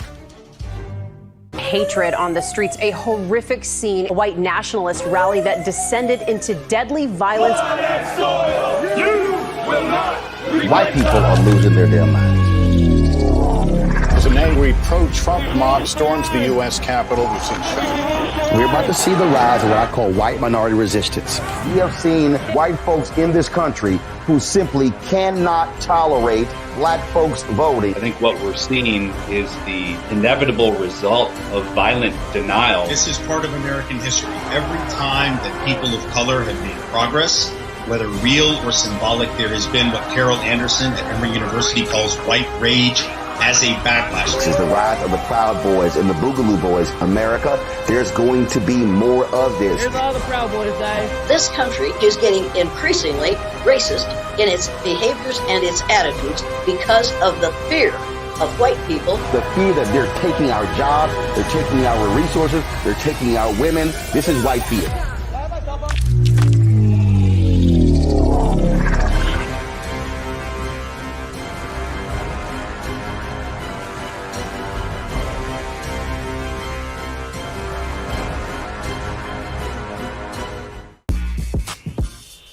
When we invest in ourselves, our glow, our vision, our vibe, we all shine.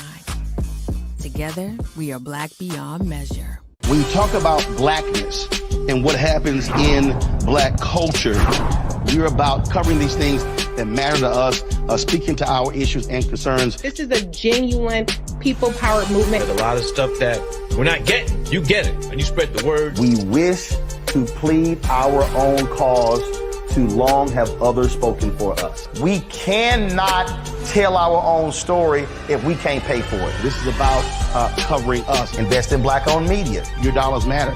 We don't have to keep asking them to cover our stuff. So please support us in what we do, folks. We want to hit 2,000 people, $50 this month, raise $100,000. We're behind 100,000, so we want to hit that. Y'all money makes this possible. Check some money orders. Go to P.O. Box 57196, Washington, D.C. 20037-0196. The Cash App is $RM Unfiltered. PayPal is R Martin Unfiltered. Venmo is RM Unfiltered. Zelle is Roland at RolandSMartin.com. When we invest in ourselves, we're investing in what's next for all of us. Growing, creating, making moves that move us all forward. Together, we are black beyond measure.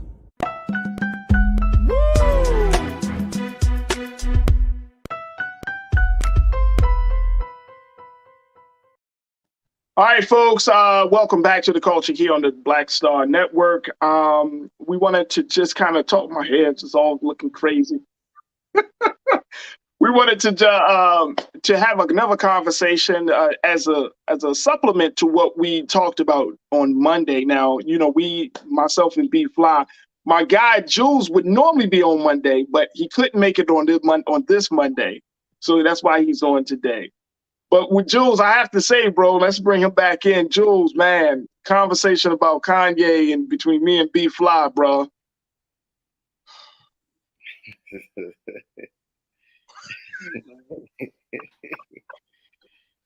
As I expected it to go. As I expected it to go.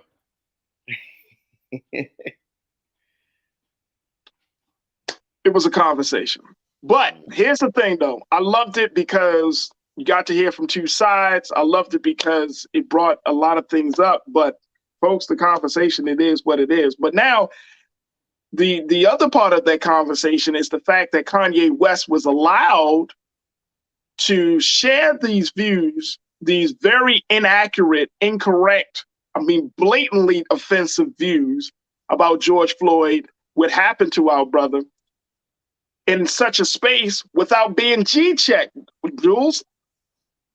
And he said it, of course, on the show Drink Champs that is co-hosted, co-founded by hip-hop artist N.O.R.E. His name is Noriega. His hip-hop name is Noriega, but we call him N.O.R.E. for short. And according to Variety magazine, take a look at this, Ariel. Let's put this up there, that N.O.R.E., the co-host and co-founder of Drink Champs, admitted during an interview Monday with The Breakfast Club, another hip-hop show, that he felt he, quote, failed my people by continuing the conversation despite West's contentious remarks on the show. He told host Charlamagne Tha God that he could blame West, but instead wanted to speak on the Breakfast Club in an effort to accept responsibility. He said, quote, "I want to be honest. I support freedom of speech." He said, "I support anybody not being censored, but I do not support anybody being hurt. I did not realize that the George Floyd statements made by Kanye on my show were so hurtful. You have to realize that it was the first 5 minutes of the show. Like when he walked in, he told my producer that if we stop filming, he'll walk out. So I wanted the man to speak. I don't watch my own interviews because I know I'm great. But when I watched this one, I cringed and I felt terrible. So I have to say that I am sorry to anybody who was hurt by his rhetoric, anybody who was hurt by his speech." Now, Sean Diddy Combs' Revolt TV has since pulled the Drink Champs into episode featuring Kanye West since that taping. Take a look at that. N.O.R.E. He's not happy that went. Even though that was a infamous, it's not even going to be considered classic. It's more infamous at this point, Jules. But what do you make of that? That Kanye, that N.O.R.E. felt like he had to even apologize for this. Because I think it's very interesting. I think it's very interesting, and it speaks volumes about where we are. That even though we all, and I think a lot of us who are in this media space, right? Artists, talk show hosts, digital hosts, all of us, right? That we still have to put out accurate information. That there still are some things that we have to adhere to. But what do you make of this, bro? RATINGS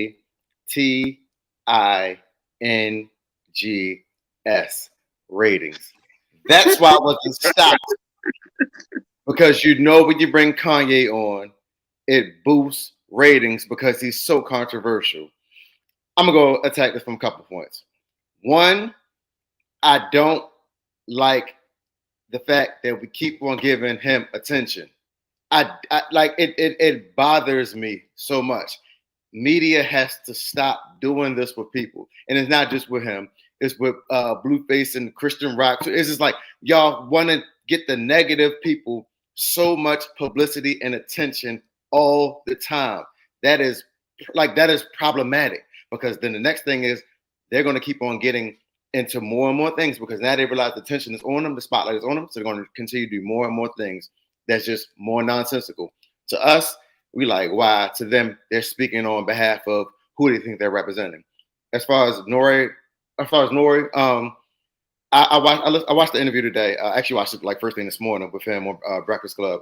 It was like a 16-minute interview, and he was stating the fact that he said, at the time when Kanye first said it was like the first, from what I heard, 'cause I didn't watch the interview, I just saw the clip, but from what I heard, it was like the first 5 minutes of the show. And what he said is, it was like a 3-hour interview, I guess. And in the course of the interview, as he started drinking and drinking more, he said, It started to hit him where then he checked him about 6 or 7 times, and he kept on bringing up like, about the George Floyd situation. And he kept on checking Kanye. And he said, well, his problem was, where he faults himself is, he didn't check him as soon as Kanye said what he said. That's my only issue with N.O.R.E. Because I also like the fact that he said it's called Drink Champs, not Think Champs. I've been watching that podcast for 5 years. The purpose of the show is to continue drinking and continue talking, but he gives flowers to those because he's bringing on legends. He ain't bringing on no little random Joe off the street. He's bringing hip hop legends. He's bringing entertaining legends, and he's giving them their flowers. And they're just talking about a myriad of topics, life and career. The only problem that I had, like I said, is he didn't check Kanye as soon as that statement was made. And then it took for the publicity after that for you to make out and come with a statement. I hate the fact, and I tell y'all, people that have been following the show, seeing Jules on the show, I hate apologizing for something that ain't my goddamn fault. I hate it. Like I'm not going to apologize for something that he said. I'm going to check him in that moment, and then we continue this interview. And if Kanye decided to walk, as what he said, Kanye walked in there and said, keep him in the cameras rolling. I'm basically going to say what I'm going to say, and y'all going to no, this is still my platform. And this is Black Star Network. Farajii hosts this show. I can't come on this show and say F anybody that's helping build this show up, and Farajii's going to let me continue talking. They're going to stop my camera. It's going to be blanked out. Oh, we had to, sorry about that, folks.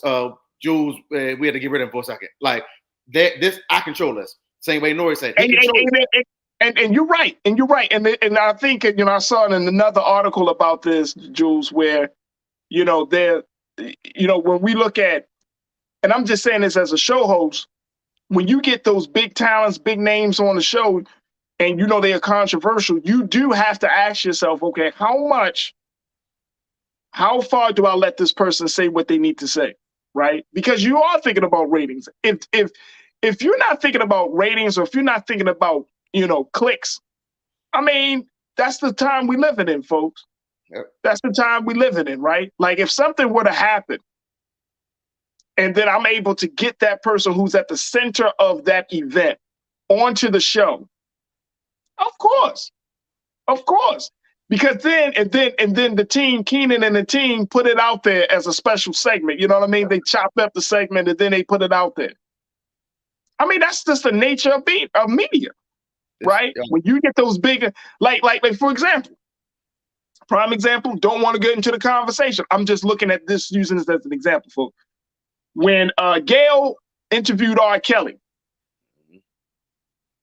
CBS ain't pulled none of that. Why?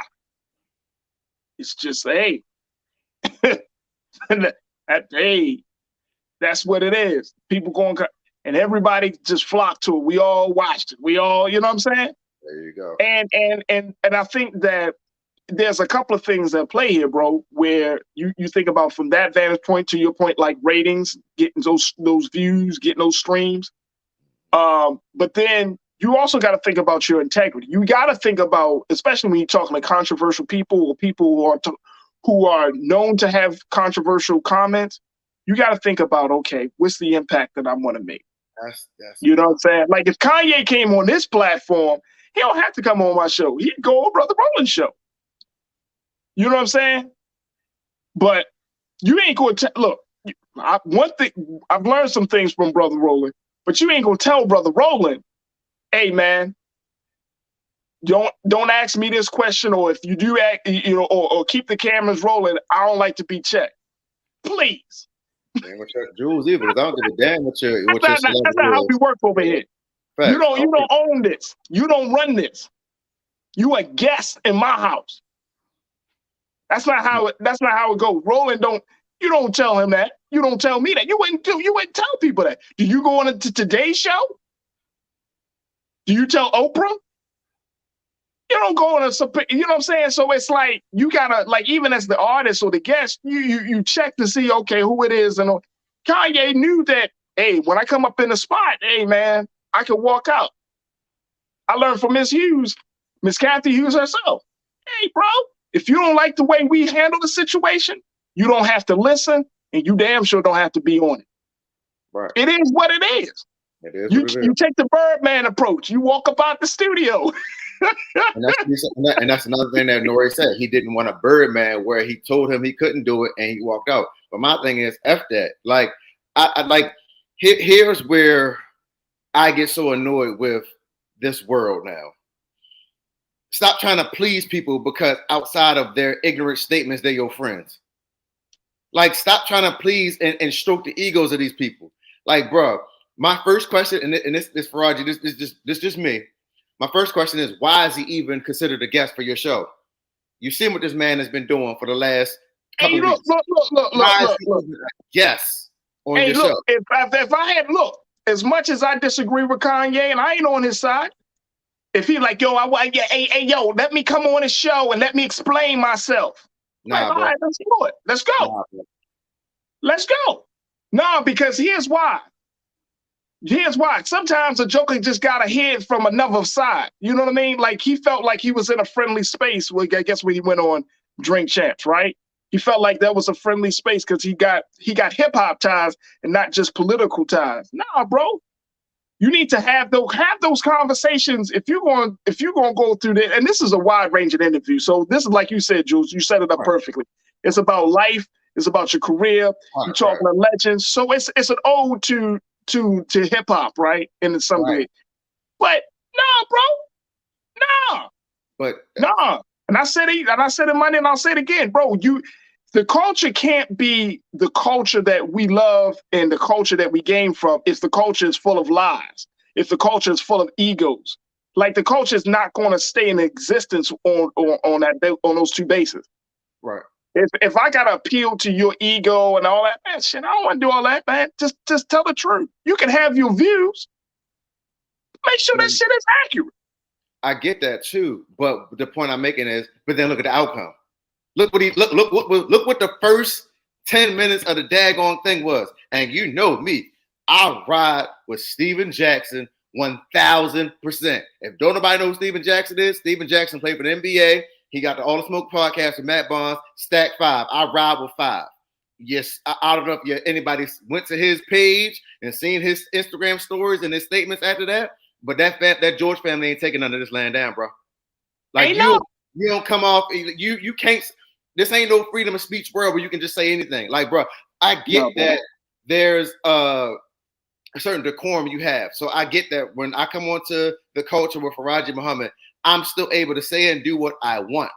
But it's all in the realm of having sense and being contrite with my issues and topics and still being able to be my natural personal self and say what I want. This is not scripted. I can say anything I want to do. I mean, I can say anything I want. But you can't. Before you bring me on here, that I'm not going to just wild out. You just had Kanye on 2 months ago. So you already gave him his flowers. You had the conversation. He was controversial in the issues that he talked about, but it still was a perfect interview to go on. So it was fine. That was a 2 hour and 3. It was actually 3 hours because they broke it up into 2 different parts. It was part 1, part 2. He said controversial stuff in there about Big Sean and this and that. I get it, but you still gave him his flowers, and that was it. You bringing him on now is literally clickbait. That's all this was. Because you've seen what he's done. He ain't got an album coming out. He might, well, you don't know. And see, we don't know the ins and outs of the Jules. We could have had that. He could have had this show. He could have had this show booked for a month, 2 months. I think this was spread over. I don't think so. I don't know. I can't speak to that because we don't know what happened behind the scenes, though. I listen. I can tell you from a person that listens. I watch Drink Champs. There's never been a repeat guest. No. But I'm just saying because they got full access now. They got full access, and it took them years to get to that place, right? They got full access right now, right? Like as we continue to build this platform, you're gonna have full access. Brother Roland got full access to a lot of different voices, right, around the country. But that's just takes because of consistency and time. But the point is like, you don't know what you don't know. If I book a guest if I book a guest for next week, and then the guest is embroiled in some controversy this weekend, oh no, we still gonna bring him on. But now we just gotta address the controversy. You know what I'm saying? That's just the way the things go. I agree with that. That's 100% right. I get that part. What I'm literally saying is I just interviewed you, Kanye West, literally 2 months ago.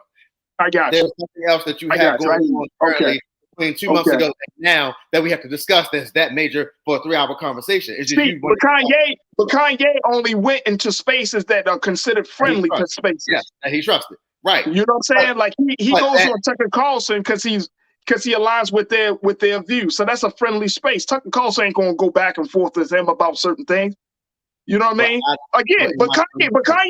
Kanye don't even he hasn't gone to black media. Go to black media and say that. We get your stuff outside of that. Come on, black media. Come on, Black Star Network. Talk to a black newspaper, whether it's the Final Call or some other school or another black newspaper. Talk to black media. Say what you said to black media. Be in the same room, same time, same space with black media with that. Right. You're gonna get checked. You're gonna get your egos. Your ego ain't gonna be straight or stroked. It's gonna be bruised. Yeah, that's the point I'm making. This is a 2 hour show. So you bring me on next week, and I start off the interview saying my first 3 sentences says F Barack Obama. How long am I on the show for without being checked? You can't do it, bro. Okay, all right. That's the point. That's the point I'm making. That's the point I'm making. You, my bro, you're gonna check me right then and there. So if I'm in a comfortable space with my bro, I'm going to get checked, and I'm going to take that check, and the camera's off. Because everything ain't.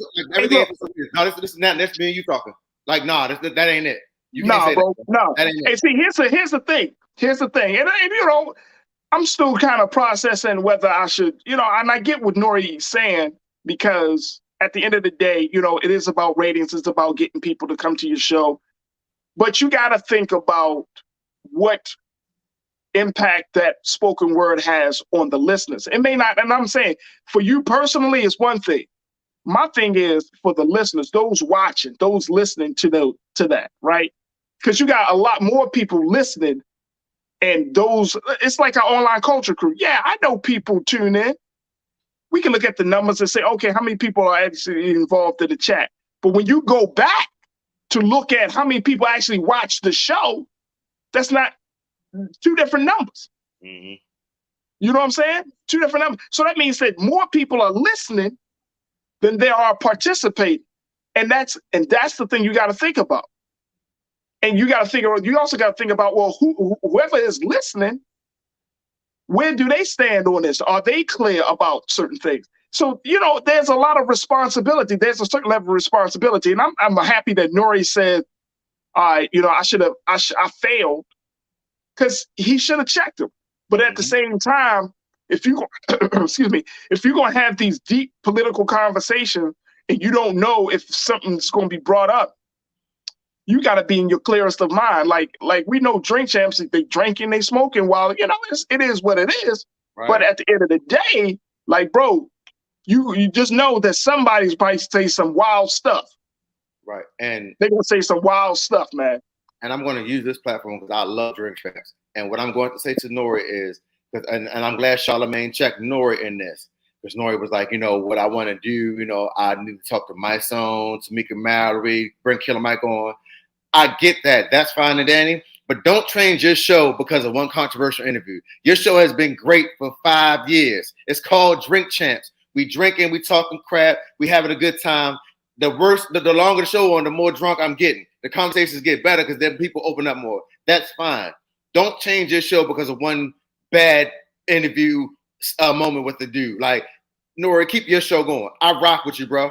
This wasn't it, though. Yeah, I wouldn't change the show for that. No, I wouldn't change the show for that. I think it's because N.O.R.E was like, he was all falling back into a space like, yeah, man, you know, I need to, you know, I need to make up for this by bringing Killer Mike and all them. I get that. Do that when it's their time to do that. Like, do that out of the strength of just doing it randomly, how you've been giving people their flowers. Don't do it in response to what Kanye did. Still keep your show going. Still keep the topics going. Still keep the guests going, because that's your show.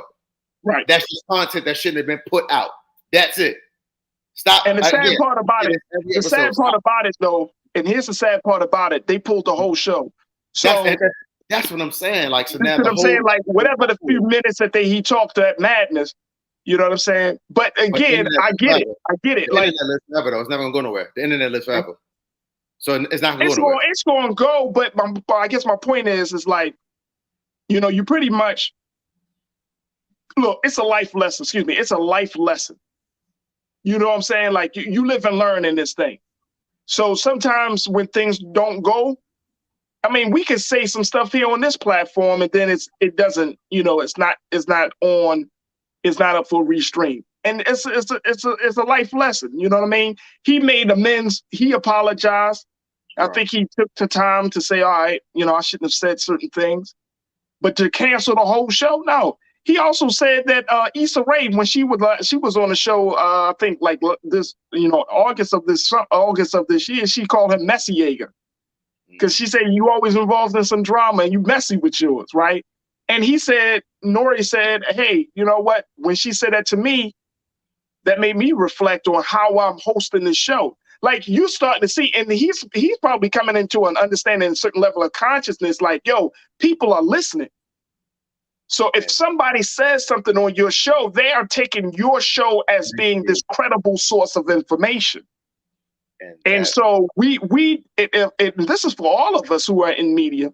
We don't have the liberty to, quote unquote, act as if we just talking to some small. I don't know where the show, I don't know. He doesn't know where his show will be or how it's going to be interpreted. Same thing for me. Same thing for Roland. Same thing for any one of us that are blessed to have this platform. So you got to come to the mic. You got to come to the camera each and every day, understanding the dynamics of power, the dynamics of the impact of influence.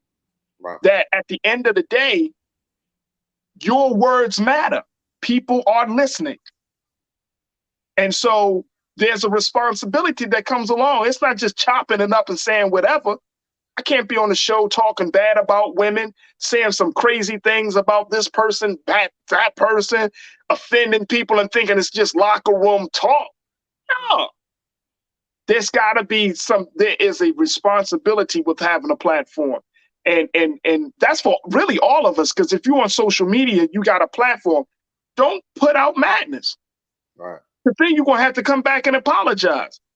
Or people might not think you're credible. And that's the last thing that you need, is that you got to come back and be like, damn, man, I lost some people because you didn't stop a situation from happening, or you putting out some wrong information. Or that's always on our minds, man. That's always on our mind. Let me go get a couple of comments from our culture crew. DeAndre, you said there's a difference between someone having an opinion and speaking on it, or their truth about a topic, versus misinformation and disinformation. Facts. Facts. And your opinion can still, DeAndre, you know it and I know it. Your opinion can be somebody else's truth. So you got to be careful about where your opinion is coming from. We can all have opinions. We all got opinions, right? But it's like, even your opinion has to have some truth in it. You don't want to just put out their lies. You don't want that. You don't want that at all. Davey, thank you, DeAndre. Davey, you said platform and ignorance, then make apologies. It's a live and learn situation. I mean, shit, we don't know how. Hey, Jules, N.O.R.E could have been drunk by the time he said, even by the time Kanye came to this, he might have had a couple of drinks, and his inhibitions has been lowered. He may not have caught it, very quick on it. You don't know. We don't know. McCole, you checked in and said N.O.R.E knew that was offensive. George Floyd was murdered. He let Kanye say that, and it was extremely offensive to George Floyd's family and friends. Oh, no doubt. No doubt. I don't think N.O.R.E would object to that. He apologized, and like I said, hey, it's a live and learn situation. It's a live and learn situation. But you know what's funny? Kanye say some wild stuff on Fox News. And guess what? Fox News ain't fold. You know what I'm saying, Jules? I mean, Fox News ain't it. So that's interesting too. Do we have a different expectation for Black voices, platforms that are led by Black people versus white people? I don't know. That's another conversation. Jawan, my sister, you checked in and said, look, people need to stop giving Kanye a platform. Freedom of speech doesn't exempt you from the consequences of speaking foolishness or attacking the character of a man who was murdered. Right. I agree. At this point, I'm like you, Jules, at this point, if you get Kanye West, it's because you want that clickbait. But that's here to that credit, Drink Champs is not live. So after the interview, you had the option of saying, yo, we ain't putting this up. That's true. That's the only point I make it. Like, and that's why I said, again, like I always say, people make mistakes. Stop bashing people for making mistakes. I'm not bashing N.O.R.E. He made a mistake. He owned up to it. Let's move forward with a great podcast. Like, bro, they got a great podcast. Continue doing great things, brother. I'm rocking with Drink Champ still. I don't care. It's just a bad decision. Yeah, I don't think they should shut down the show. It's a live and learn. You're going to lose some people, but it's a live and learn. You came out to apologize. And you just know that from this point forward, you got to be on your ding. You got to be on your square to check folks when they say some craziness stuff. All right, look, as we wrap up this show, and I appreciate you, Jules, I want to just let folks know. One is, did y'all know that Brittney Griner's 32nd birthday just happened this past Tuesday? What's today, Wednesday? Yeah. So it just happened yesterday. So big shout out to Brittney Griner. She, of course, is being detained. She's serving her sentence in Russia. Things are still not looking too good for her. Her mental health, her state of mind right now is still like up and down, but she is turned 32. She's saying that she's still having a hard time connecting with her wife and her siblings and her family, and her Russian attorneys are trying to do the best they can. But y'all remember the last time we talked about this whole situation. This is not her release is not a priority for Russia. and apparently it's not a priority for the Biden administration, at least until we probably won't see nothing until after this election. I'm gonna be honest with you. We probably won't see a lot until after the election, because that's just the place that we're in. But if we can certainly, wish our sister a happy 32nd birthday and hope and pray. Let's continue to pray for our sister while she's detained in there. And the final thing, would you say, Jules? Free BG. Yeah, bro. Absolutely. And the final thing, if you did not know, I'm sure a lot of people already know, but of course, the student loan debt website is up and running. The president has announced that earlier this week, that the student loan debt website is now available, and you can go ahead and register. The president has also put it out there that there may be a number of accounts that may not need to register to get for debt relief. According to Yahoo News, they put it out there. Take a look at this. Biden's education department is notifying 8 million student loan borrowers that they do not need to apply for debt cancellation, and their relief will automatically be processed. And some of the key things they're telling us, the 8 million borrowers, those borrowers will need not to apply, but those who want to opt out must do so by November the 14th. And those eligible for automatic relief can also submit a form if they want it processed sooner. So this was something that appeared. This was something that was announced by the Educational Secretary, Miguel Cardona. He formally launched the application for up for $20,000 in student loan forgiveness per borrower. It's a simple form that should take less than 5 minutes to fill out. And borrowers need to input basic contact information like their names, email addresses, and social security number. But for about 8 million borrowers, those 5 minutes might be saved. Those borrowers will likely receive notification, and are those whom the department already has income information on file. So you will probably get some letter, some email, something to say whether you are part of that 8 million that will not have to worry about applying for student loan debt relief. And that typically happens, according to reports, either via the free application or for federal student aid, which is FAFSA, or by being enrolled in an income-driven repayment plan, which gives borrowers affordable monthly payments based on the income they bring home. So it's a beautiful thing for those 8 million. But if you haven't checked it out, make sure y'all go ahead and check out. And Ariel, I don't know if we have you can put this up on the screen.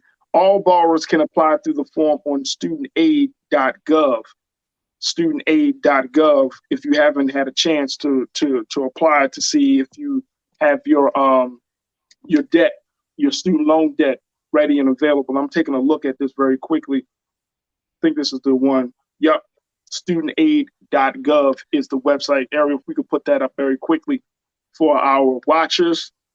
Yep. Takes about 5 minutes, folks. And hey, Jules, does this apply to you, bro? Yeah, I already filled it out. It took me 3 minutes. I was so happy to fill it out. It took me about 3 minutes. I did it on Sunday. Yep. Sunday morning.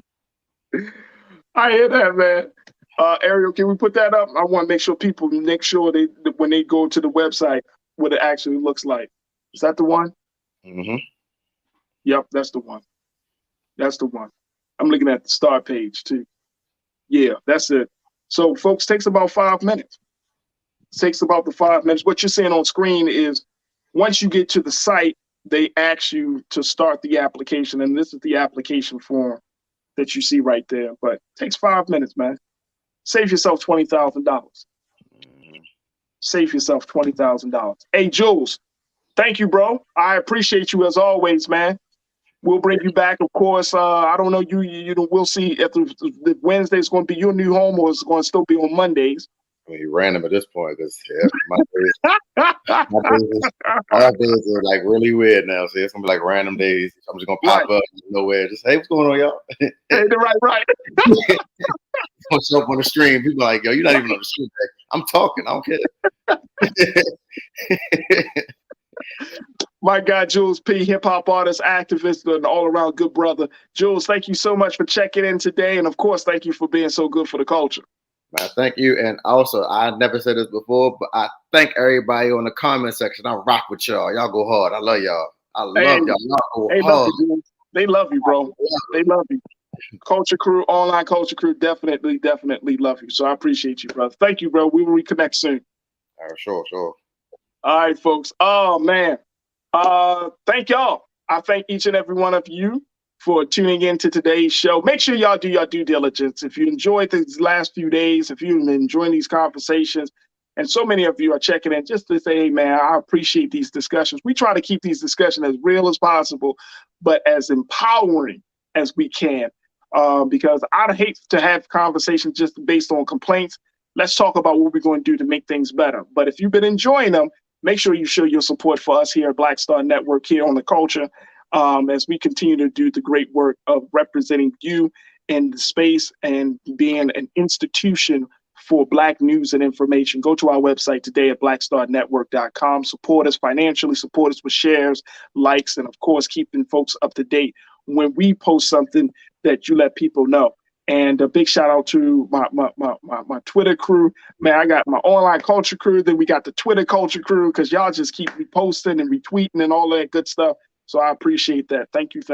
And also follow me on Twitter and all of the social media platforms. Just type in my name, Farajii Muhammad, and you'll follow me. You can see me on all social media platforms. I try to stay engaged as possible as we have these important discussions. But I appreciate all of you for your ongoing support. You can follow me on Instagram at The Real Farajii, and Farajii on Twitter, and Farajii Muhammad on Facebook. All right, folks, that's going to do it for me. Stay tuned. Up next is Roland Martin Unfiltered, RMU, with Big Brother Roland Martin. As always, never be afraid to challenge what's wrong. Stand for what's right while being yourself in the process. God willing, we will talk tomorrow for another exciting edition of The Culture right here on the Black Star Network. See you then. Peace.